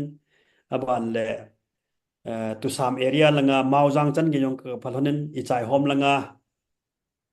ichai gojang ti gojang ichai lamlan sai kho ichan ge yong relief camp na lo si chu chule ki ho khu sai si janga jong onomin relief camp na lo si chule high way thanga KMC la jong ka chi honen chan ya chu avel vela ka chi honen chule medical camp jong mun thumun li kana bol honen nurse ho doctor ho ki puya alo le ai chu amhon NGO hon anda ha ho chu chot ki pu a itia chu ei thau ki suna chanham khana chu relief thil long na ki pu a chule hin kho hu do thei thiau na ki ane ki hu do ti ding hin hi cho chu mi he na ga sei thei hin tin sei thei lo ho wang chu ti tan tin na pan na thei thei bang chun na ki pange ti da na he ke long ka loi nu jong ki pa mena ti chu na pan la non jo se ta na sei bang sei thei lo ho chen non ki sei de pon tin ye ho ni he nu thi yeng in tin pan la dan ho na ta nam pi dinga position nei dung zui pan la ho jo seu hi ki pa min teng la khang thau na izil do diu hi ti ta bang position ai teng la hin allo thei lo nam pi dinga pan la na thei chance jing jeng hi tiong chu ga vel sei hin tin ala tu in na ga sei jab lo in ja kan sei in Senapati ai ho tile sopi ho senapati kachana go ti mai tin tangkhulo to ihung ki boy le nang langa na lai ta e me ho jong langa ta hung boy chang chung ka la chun I chan gam khane na ma ho nang min ho te le pi ha video hung viral ho min I chi episode ba tham chakhet taw no to mi pi ho nang malam pi ang ta jong posting jing lai na hin e pan jing the ne ding to ko ma tham cha na ga sei the dam pan la dan te ne thil dan ho I ho na ga het them the lo na ho het them diwa na ga gel o ma jong le neu chanan sei the dan ke hi la ka sei banga chu January 2022 New Year ki chai chaya chu sanapatya posting ka hi ai tan kum khat kum ni kum thum chan ge chun ima chu aboi pun itia chom munayong kom dan jenga kotara chu kom jenga ta chu ka family ya kom jengo hin ima chu boi pun a hin thanglanga ho to ehung ki boiwa kon hin ipiham amo hin ke ki hilwa ai mi jo si hi no do ding sa lo ding ki tabang khat hi an boi piven khat be yong lekha ana so na namu di hin community 1 2 3 4 5 6 7 8 ta chan gol ha jengo ke min no cha la sa cha ko yo o si yong hi ภายหลังหงบ่อยพานาฮีไอ้มีหอจงฮีภายหลังvalley district ki posting thei talo ai ya chu ita thing la nga hui lai la ya hi in ko yo hin ya chu sanapati ya chu ai mi hi oc jong hi nga lang an SDPO jong ai mi abana k additional sp mi nga lang hi mi gu mi sagi lang hi kana posting o hin phar khat sunga chu ai le am ho mi ho chu election di ya chu am ho mi ho chu mun chu ma district chu ma ko yo chule ai mi ho chu kambo pya ke posting thailo ai ya chu kambo pi mi ho chu sanapati langa in ko yo ti chu hin ya chu ai mi ngan am ho khopi lai ta ai lo lam ho district nga ai mi ngon ka hung ka to le ai chu am ho hin ai pi ha am ho mi om sa no mu ti dan hin ta thing pe na a thing pe na a bai lam pe na sei dinga chu am ho khopi am ho let na lai ta ai mi ho chu ja ja na ka ki to jing pa chu chi pa chu am ho mi zo to le am ho mi le ti khat chu ana dei sau dan hin am ho hin nam dan chu sei na thei thiang chu na sei tho ai wa nga chu ne ma na sei chu government chu na no pi lo ji ti dham hi chu ho ja chu ei mi ho chu nam phua no to ding ti khat hen na bo nu ding nga ka gin mo hin khuti lewa ki ho na mo lung han na thei ka bol to ka sei do jong zoom lo hin ai chu ei sa num lo wo hi ti chu ki he ai ya chu ki ho jong ching thei ta mi ngai man thei mi lung han na thei ai lo ai le mi ma thei chu im cha ka bol lo ka sei lo hin chi a chu am ho wang hin sei bang ba chu am ho mi a koi nom je wa chu government pressure bol naw da na chu kala hin chu chu hi lo la chun ki ho jong ka ki ho u hin kutia mi za da ding ka sei do naw jong lo e ho jong ki phalam ta knowledge ki sei hir khan te ai lo la mi ngai da ki sei ki bol lo khan te ti a he ki ho jong ching thei ta kom ba mat ding khoi ding ai lo le ppm jong le ya chu ASP hon no het thiam ba am ho mi ma cha son ji hin ke o cha thang pi office work a hin ke ya di hi law and order lang hi atam zo table work paper work nge hin i cha fi la ga thaya mi ga mat ga mi ga mana ga sa na IPP ki thwa chu kha cha ki bol lo atam zo paper work ngen office nge na chu ka to hin ya chu chomlam pe na hi ke gyal da na wa am ho mi sa nom ji wa chu ola ne ma se le ai thei lo ya chu thu khat sa no do ding ai lo le sa lo ding ti hi ge lo hin te ti chu hin ye chun ke ka hin chu le oc ho hin tu hin koi ma cha kam thei ta pon thu hong so phan hin work from home ti dan devin kambo pilanga kam gam ta ben ye chun kambo pila ki wa nga chu to ding chu ke to da chu hi lo amunai ka thei lo thu hin ya chu to ding ho chu office kana online na to thei ki to nga ta chu SP to yong ni sia hi ki jama jenga amon jong to ding in pp yengo ta chu paperwork lang office work lang hi angai nge chu ka to jing jing na la yo ti ding hi ki pao men na nang in perspective hoi salan hil che nai le mi jo se nang het ten kata sanin ale in e ho simlai ho ding anang in hi UPSC LOL MPSC thing pena ga se ringa nang chu police officer khat na hi je chun hi cha hino ma ki wong ho simlai ho dinga iti ki gon wai le lol hin thei diu ham ti dan nang experience a ko na am ho dinga naga se pi thei da police officer ki tia lehen azar atamen na direct gazetted of service gazetted officer alu na thei ding chu UPSC le MPSC hi jing hin chule aneu jama SI level alu na ding chu hile SSC CPO jong khu a hin chukile Manipur police department en jong khat be le SI exam recruitment and laji in ASI ajong alaji in hi chu police officer hin thading lampi hi ni ti dan hin khat thum ti dan hin khat chi UPSC hin khat chu MPSC hin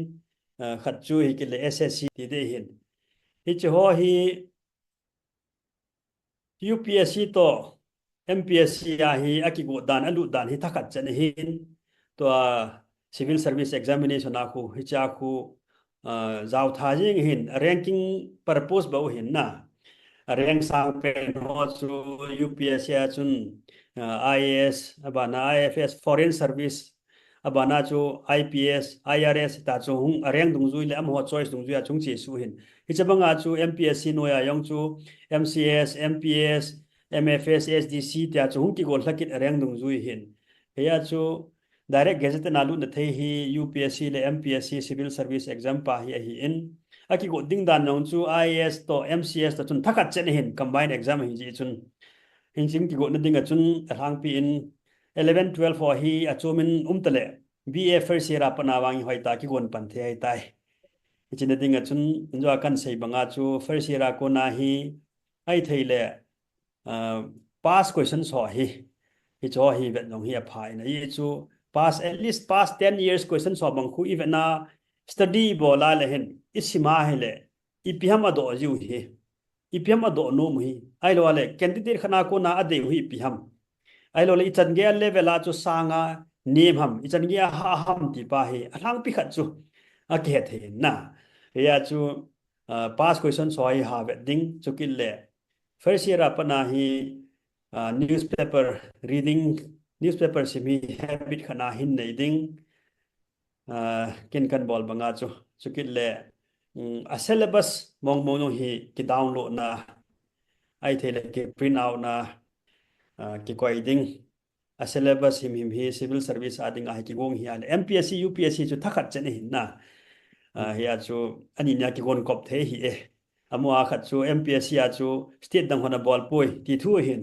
a syllabus a pattern chu thakhat chen hin hiya chu a syllabus ki print out ding chu kil le hey syllabus a khu thing sela ki pi yang ai ta EPP topic khu atat sam GSI ta bang ham optional ai ta bang ki dong ji ham ita bang topic ki pm alo le GSIP ki pm ise a khu ita bang ki penomam ti a khu so ke hetan chi khu thang pia jong ki print out na hi chu ki ta a vet jing nain hi chi topic ho khu in sim tiang ale o hi chi yong hi nung le civil service exam a hung ngai cha thei hi ti khat khu hi chi idea puma khu lekha simangain chukil le pass questions ka sei banga chu pass questions ho yong hi ki print out na chong study bol ji ding hin ya chutia chu first year ko na hi aima syllabus aima subject in sim to tua kan sei ho chu to i bola len i chan ham kana hi anaki ki gong sai sa he ji ta chu chiu tel jan BA chai tinga le full time chu coaching la thiong la ding ila mo jong le coaching institution ho a ko na hand out ai lo al study material api ho khu i cho khu isima yong le thing tho hin guidance proper guidance wa ngai chai na mo sim abon che na ngai chai important ti na wanga ngai cha lo yong tho hin itabang ho important na itabang ho important lo ham ti hin le khan thei yong khu i chong ho step thu pi ta kha hin ya chu experience nei sa ho senior ho ki do jing wang hi i chong hi i chin i chan ham khat text bu ngai sim do loading tam ta yong hi ana bol sa senior experience nei ho a ko na yong hi am ho a ko na jil do the hin am ho na prepare sung wa hi pi hi a bol khel umam ipi hi a bol kha umam itabang che avoid na pa ham ti ho hi ana bol sa ho ki hamu pi yong hi pha cho min na blind na kalung lu nai pon tho nai ta ngol bol jong chi thei be set lo hin hin ana sim sa ana bol sa ho ki do jong hi thil pha khat hi in aban le optional ki ti khanomin optional hi ke ho phat lai chun optional ni nomin tu in optional khat hi tan optional khat na hi hin bol thading subject yong hi phatia BA subject syllabus a ho ikithan thia le chun phachi hin kin BA as a sociology kana kilhan na honors a kana la le kum thumjen subject in touch ka hi pha na chu coaching kan la jong le ichanam atam jo kan he sa heta so le exam adinga revision kan simang so revision tabang hita so kum thum kan sim sa heta ya so iti kha chu hin khonung le option line la thei subject sociology athang pia art subject ho he hin science ho le maths ailol engineering subject nga civil service ga ji do hi ha in I even IIT graduate ho jing in jong engineering subject and da social science subject arts subject ho hi allow hin na civil service adinga he so thorot knowledge ga hin engineering subject science subject ka thorona heading chu ha sa hin ya chu athang pia ki mang hi sociology ham political science ham history ham psychology ham geography ham public administration ham hi choi a thang pia min ha la pen chu hin hi choi khat pen a hi BA hi la thaya hi chu civil service oriented na in sim thaya hele kumthum BA sim sunga chu I chanam khan hi na ki sim do hi tai ya chu hi chi subject khan dan pa yong hi chi thei je ngai na dia class 12 sim lai hole ain chai til to admission hall ho hin yam tia khununga civil service and boarding lungtum ene ya hele BA subject choice of syllabus pa yong hi apoi mo hengi subject chombe bia hunga ki civil service king ko di phana chombia ki panjong so min tamanga lo hingyong so om thonai ai bangin chutia engineering lang ho simlo hi ngal na general line a chi tho hi le bang chun civil service means a hin bol thading subject optional a hin la thading ki than bang so phae chi to ka se nomin to kill writing skill angai cha in na subject hi masanga chu high school la ya chu by heart system an ki chi hin every sentence ge ya ki by heart hin ai bangin tu nunga hi cho chu ngai cho chu thei ta lo hin subject syllabus ko ti ko by heart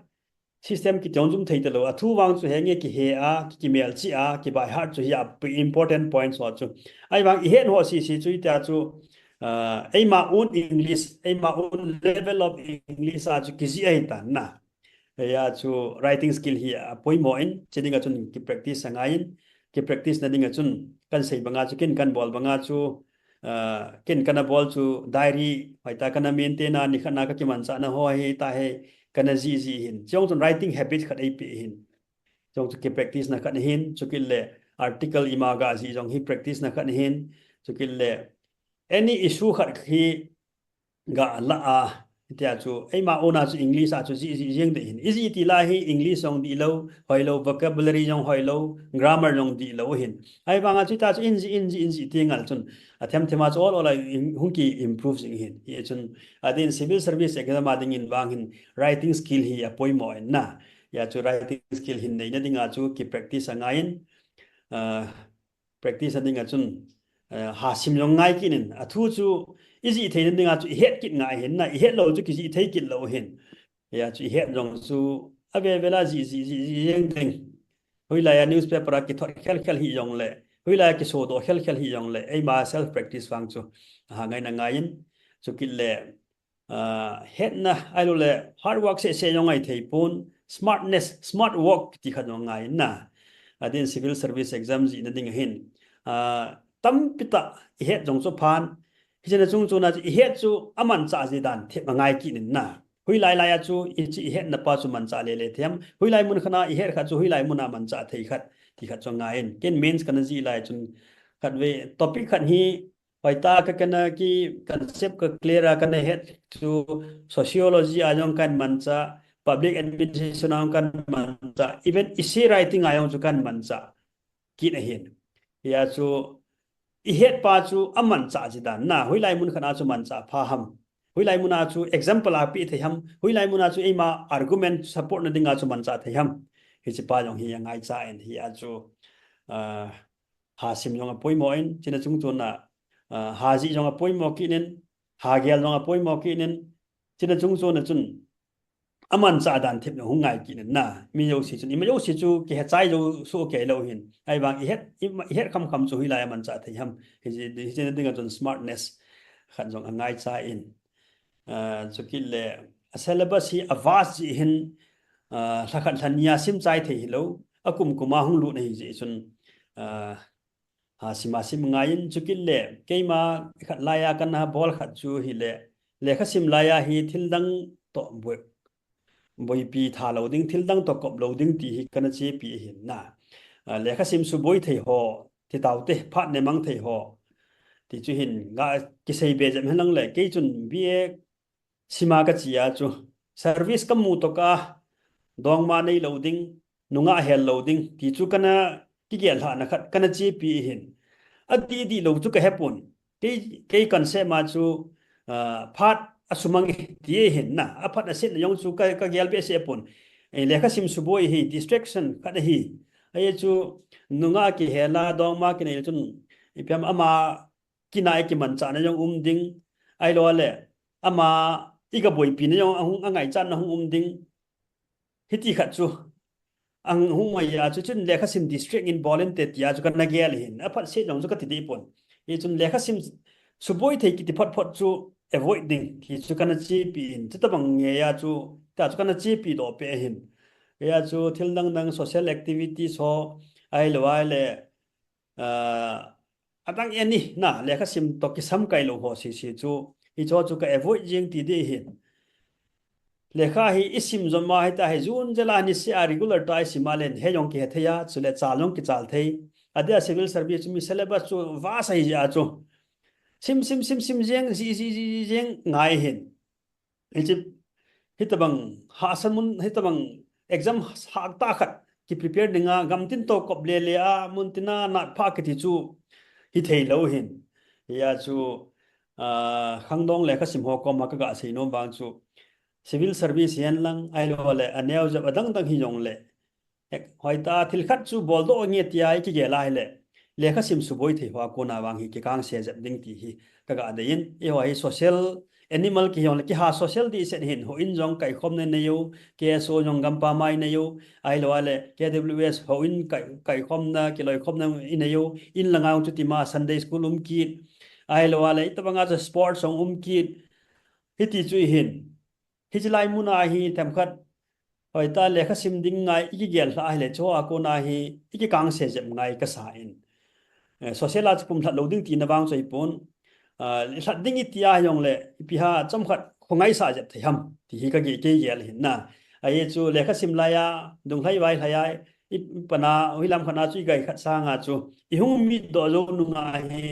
society a hobunga ki pi ding itia yong le imi do lo nunga hi pha sau tom zon lai hin na ke bang chu exam ka kan ki go la ya gamtina mi so le na kan pan sanga chu tu officer kong hi zo nunga society a contribute ka bola le len zo kin na lai hin na iti chu hin ye chun ipp na hi le lekha sim suboi thei ho lekha sim to ke mat lo ho kun wang hin ki kang se je mute ti hi ka ga sei no min chu le social media man dan no injon sei tawin unnecessary a social media mi to kinil jenga facebook whatsapp ma phong thu sang thu sia tribe thu nam thu sia gam tin sei khu phachum lo hele hin hi cha ki sei tha chu ki jui di yong hi lo ai lo ale mi khat ikinil zo mana chu ei sei pa chu chi di yong hi di lo hin lungthim lamang henge thil issue khat chu he na bang chu phain ai bangin lekha sim suboi liu le phat sumang liu lewa hi chu a engage bol bang chu ka phat sa pon ai theya le lekha sim lai hin bang thil nang dang hin ki ha su na daw te ti hi to ka ga sei no me ki paw me na khang thawon jong phat chom pi te riu ka ta sanin e kheu lim no nong sot le jeng tan nang jong chol thim tan tin ai wangin lai khwan interesting khang thaw ho ngai lu na zal ade di a sim lai ho ding ai se hin tun e ho society lang thu neu che ga se kin le han tu lai asam hin ki ho jorhana ka hi zen jong a khe jingin teng le megalaya de a jong asilong a jong agami pi tan e thei thara to le gari bang ti ka to lai le nagle na ko na samilu le manipul number chu ei vet dan zat chom jeng ai ho ai le defense background ni ai card ho kimne ai le ki che thei mai eta bang an nei lo ho manipul gari check dan hong zat chom jeng aji pham ti le ho an tu lai he had bang win drugs ke ha po emi ho de manipul number ke ha mat ti hin ale chinang as a additional sp ne hi na experience dung ju ya hi ei mi ho hi ami man cha ai lo la po mai ma pang hiu ham ai lo la ai cha business mo nga involve hiu ha ai lo le nang in naga amudan avoid ball trading dan ai lo le ji mi pi la nang ga head dan naga se the dam teng le e ho na ma ding a jong nang in na experience e cho ta ma i ball ho hi a phat lo dan ho jong nang mu da na neu cha chom lam ta ne ga se pi the de han hi chi drug issue wang hi a kho jeng ka hin a ki man jong a lei tho jong a pole jong ai ole a bol a ki chim a lin nanga jong hitia hi ina so kew danin kamu bin sukil le hi chi a nan hi e ho kyu ki lo nam zo si tabang ti di jeng hin manipura cheng zo si hi chi la chu amin se ja wang chu ho hi bin sukil le apole a ki man hi mi ai lo le mi long manipur mi ki hilo mainland lang rajasthan lang ai lo la Bihar lang UP lang mainland India lang nga chu Assam lang man chom ko na hi ki man jong hi jingjing tu nai cha kam anu yong chu ilang Assam lang ho jong hung hi kit ti di hin hi chan gi ya hi akimat jing thia le chun akiman ho hi he no hin akiman lo yong chu ya ram khat ding ti na hi ki hin ai chu gari jo si chu ki man ki chek jo hi di lo chu ki le an po jo si chu information ki mu yong hi di lo hi ya chu akiman sa nga bon akiman lo hi tam zo na lai mai the hin na chu ki le i ho hi hung min set now hi ipiha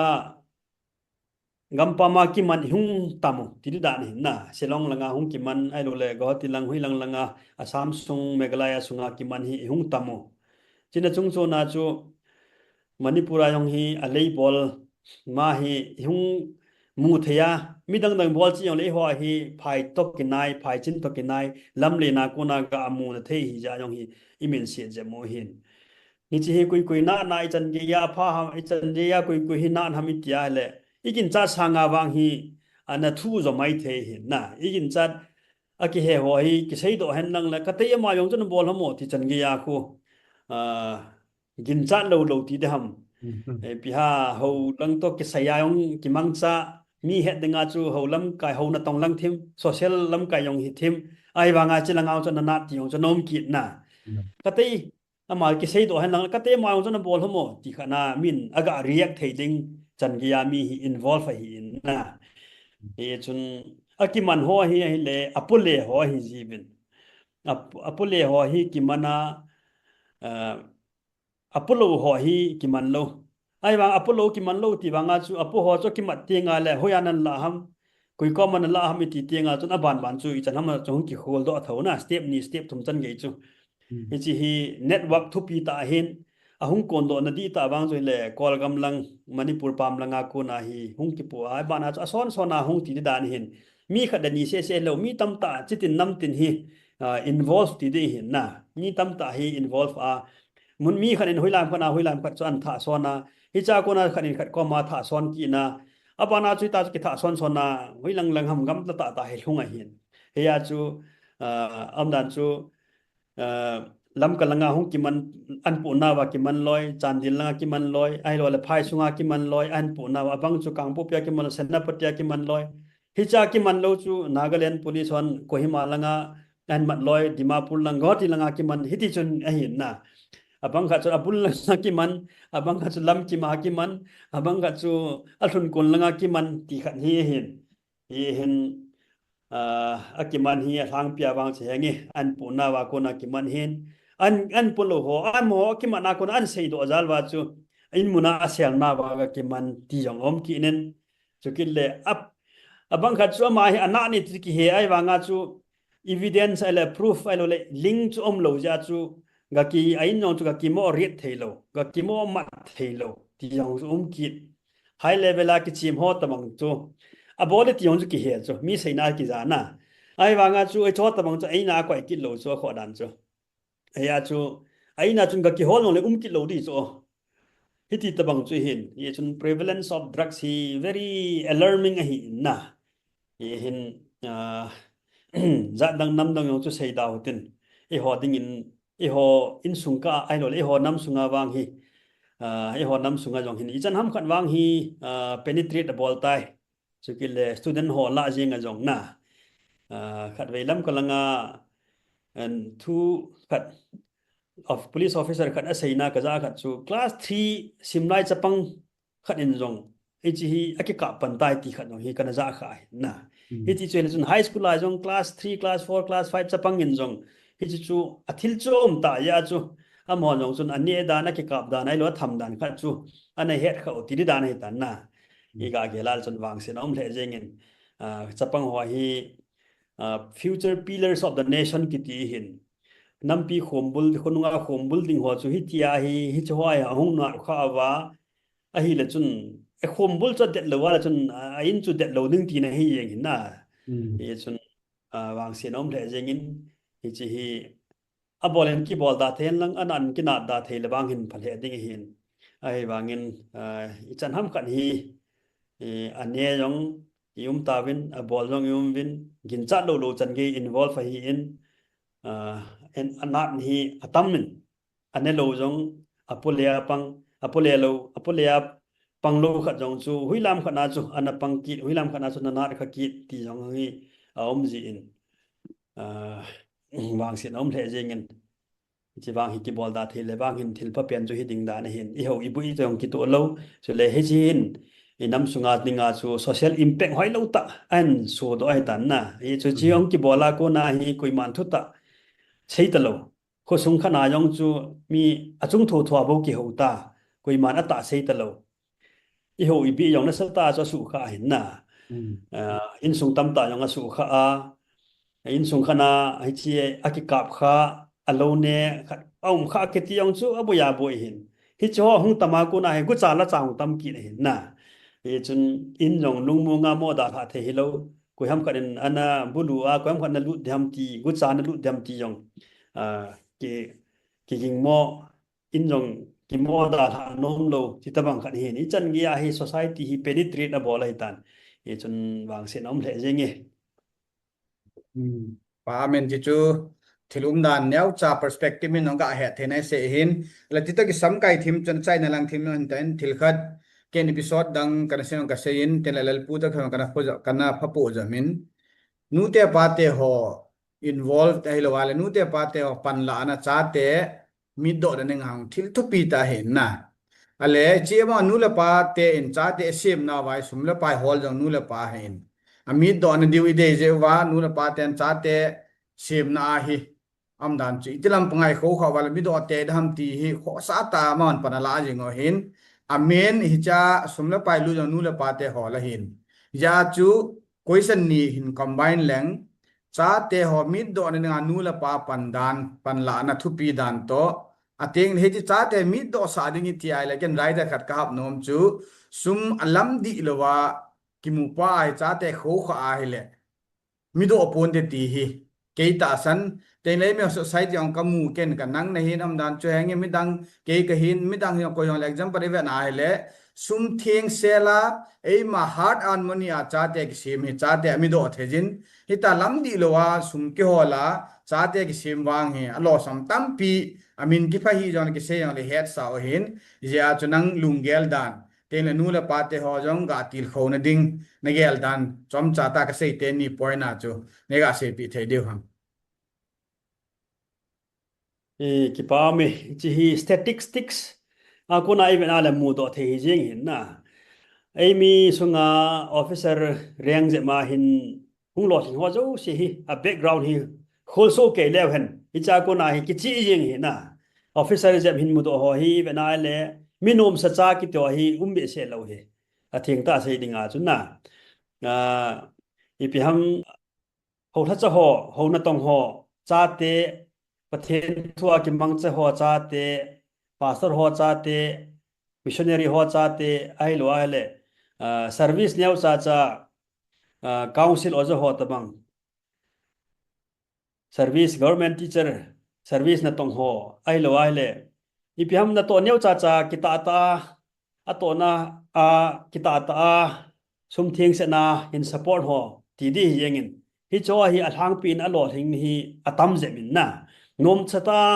lekha hin sim ho official cha te ai lo ai le ipia to business za chum sum le pai mun thei za chum bola cha te hin kho kha ho sang hin yen thei the yong le gen thei ta hung ki mang cha a hi ta banga chu lekha hin sim do hi a lo thing joy ti hi mu the no min na service yong le alien ta ho sanga neu service tong ho income hlom cha cha nei ho lo hlom cha cha nei ho hi cha te he lo thing jo vi ti hi e ho nam sunga hin hoi tan mu the no min officer renga lun ho hi a history ho ve so ke lew chun hitabang chui so ke na ho na tong ho cha te ham ai lo le na to neu cha cha tong ham lo na tong cha te ham even chaga anu mei thain an kho kha ai wanga khonunga officer len ta hong hi ti jong hi awmen na is an success rate hi ve na lewang chun hi chilam pang sum thenga ai lol kita ta taw na to thua anu le panan son ho hitabang chu hong hi nomen ขัดวิญอิเสหอนังอินพิซอนมาสาวดรลัลปูจงมิตรบังอาจูอีพิหามยันเทหาสายแฟมิลีอาคนเห็นอนุปาเซอร์วิสในโลเห็นนังอาจงจนตัวเดียวกันกี่ป้าจงฮีโลจาไม่อโลจงตำโลจินจงโจนาจูกิสูกิโลจุเลอูจามีสกีเลขากิซิมกิดฮิติจุเห็นยาจูหาสตาเลขาหุงกิซิมามีไกนาสกูลหอยจงไกโจโลคอลเลจหอยจงไกโจโลเดลียากิวางาจูสมเลปายองจูกิคิตตาหุงกิทอดอินบาราอาดิงอีปีตัวเมสอาดิงไอคอยตัวเลอิมาวาลจิตโลฮิติวัตบังขัดจูอันนี้เห็นยาจูยันไทตาเลขานักซิมอันอัพพันนักขัดจูอีพิมติอาเลสมอินัยโลจาจูอันนักว่าไทยอันนักว่าทางตโลทิลดังอาพันนักสุมังตโลไอ้จูวาเลนะหุยลายาจีนดีตโลสมเลปายง่ายเห็นอีจอนสกินอีตโลสุกิลเล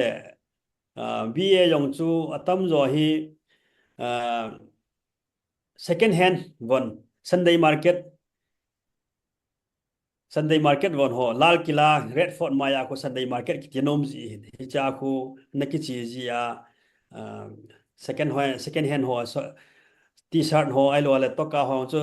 som nga som gu man ja khat noi lam man ho po na ki choi ta chu BA na ki sima na ki chai ai le itia chu sumle pa yong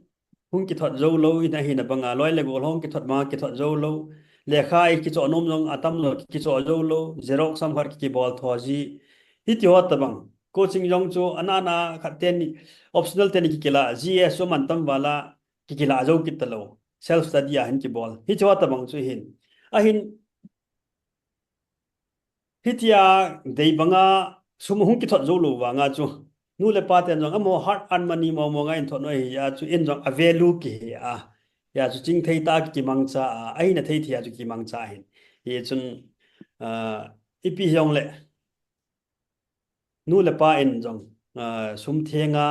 alam lo wa mi sum la pia ai lo le mi ni ading mi si la pia ne le khat pa ko hi lo wa kita ta le pathen gi nga pathen de ya cha te son ho wang chi ti yong le wang chun aga om jep te ti hi ke ma personal life a kon ang kamu do hin chukil le adang dang loi le gol koi ho ki ho bet sa ana lo thing ho zo siong cha tam zo chu hi ta bang ngen chu hin in sung ha sa kon chukil le anu apa na to service de yo le nyau cha hin tong ho kon hin ye chun maha zon ho ai lo ali pi ham sum muna thei lam pi jat chum mu a lekha in sim sa nom ta school hung kai ho wang chu success rate wang chum ho chu a thomin yan thei ha sa ta hung ki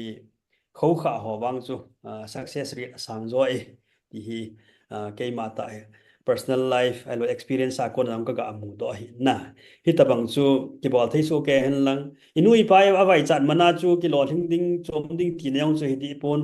ai lo le i vai cha ja i hau ja ki lo thing lo ding ti neong chi ti pon a hin i point nu pa chu i pi hong le pathen de yen thu di lam di in ki kho kha hoten thu di lam di in ki support le hen pathen in jong pathei bo win te ti chu hin nu le pa ten i pi ha gen thei in support no hen lang asim pa e yong ki thak se ki hen lang la chong chi thei ki di lo hin na e chun inu le pan a ball ding jong omin ei man e ki ball ding jong omin hi chen chung chu na chun nu le pa ko na hung expect i ball pau chu hi le pathen dei le thu ti thu ta in sum le pai hol tin thu ti thu ta in ki support le hen ga jamin te ti pa chu hi in hi chu ken jong ka support nen idin pi chi di bin ka dei paum le jengin ne na ga hil chen betan ya chu tu na vela ka ga sei nom chu le yo nam sungin nu le pa te ho ka gen theje elo le sum le pai mu na thom jong le sum a hi na ki mu pa adi a ki mu pa alam di a ki lam do a thom cha hi jong le cha te kho kha nai man cha wai le taw na to tho a pan la wai le cha te lo thing te de hi ti hi nu le pa te ho avela til kho na ding to ka ma ka ga se hin tin tu ni ho na ke lim na hung so thim le jong le ki pa min lung lu tan ngin jong na se ho zo se khang tha na khan to pi te ding ten he chi pe sot ngai zo se na khan to pi ding ka ki ne min a chai na ke ding in tu nai ke ho na na ngai ho zo se ding chom cha na ngin last advice lo na ga sei nom au mai le vi var ho zo se ding in ne ga se pe wo on ki pa min tu din mun hin sei lew hen tu din mun hin din mun anup lo pet ta ha sat lai tau din mun hi in adin sim lai ho ko ma ka ga sei nom chu tu din mun pau hi tha sam nai nei diu ham lung tha se nai nei pi diu ham ai lo ale chi hi kitil khona ai la chou na zo ai la wa iman imit do pi diu ham ti pa hi e ho chunga hen question len ta khan no min iti don bu diu ham a question chu umai tan iti don bu diu ham ti pa chu e ho chunga ki nga ma hin e chun lung neu pi le tha set pia tu lai ga le to le neu to I sum le pai ha sat to I pe hi bang si so to I tia I ki ngai se na yong la chun ki ngai se na thei cho ti mo pon ai wang chi sa nga chu tu situation na he ta bang din mona akium ji ta chu imi do lo wa le chun thei lo hi ti khat hi I kial diu ka din e chun student ho in ki pam ta khat chu a chi sa kum thum kum li sunga hin civil service lo thing ho ret jang hong sang ja min ai lo le za chom chom result hong ki phone jo sha he UPSC an lang SSC an lang bank han lang insurance han lang ala defense service han lang ipilam pang hi jong le state na bang it le thom jap ta we na hin central lang hin lo hin na thui ki sei jeng a hi in lang ige la le ki pam la in chi hi e hon aphalam ta ikila ba ki ham bol na le pot thonai la ba kami do lo wa le hi thei lo hi hichi hitabang situation na kom na akona hi ka situation hi improve hai de nga hi ka lol hin ngai kami do ngai ti pa hi adia student honi gel diu ka dein chule nam mi pite jo sen jong tu situation na yum now hi pathen to ikinai be na diu da ikiko now jong hi mai the hin ipi jong le tu din muna hi ikingai lu diu thu pi in din khanai din khom diu thu pi in ikitest now hin ya chu exam san diu ham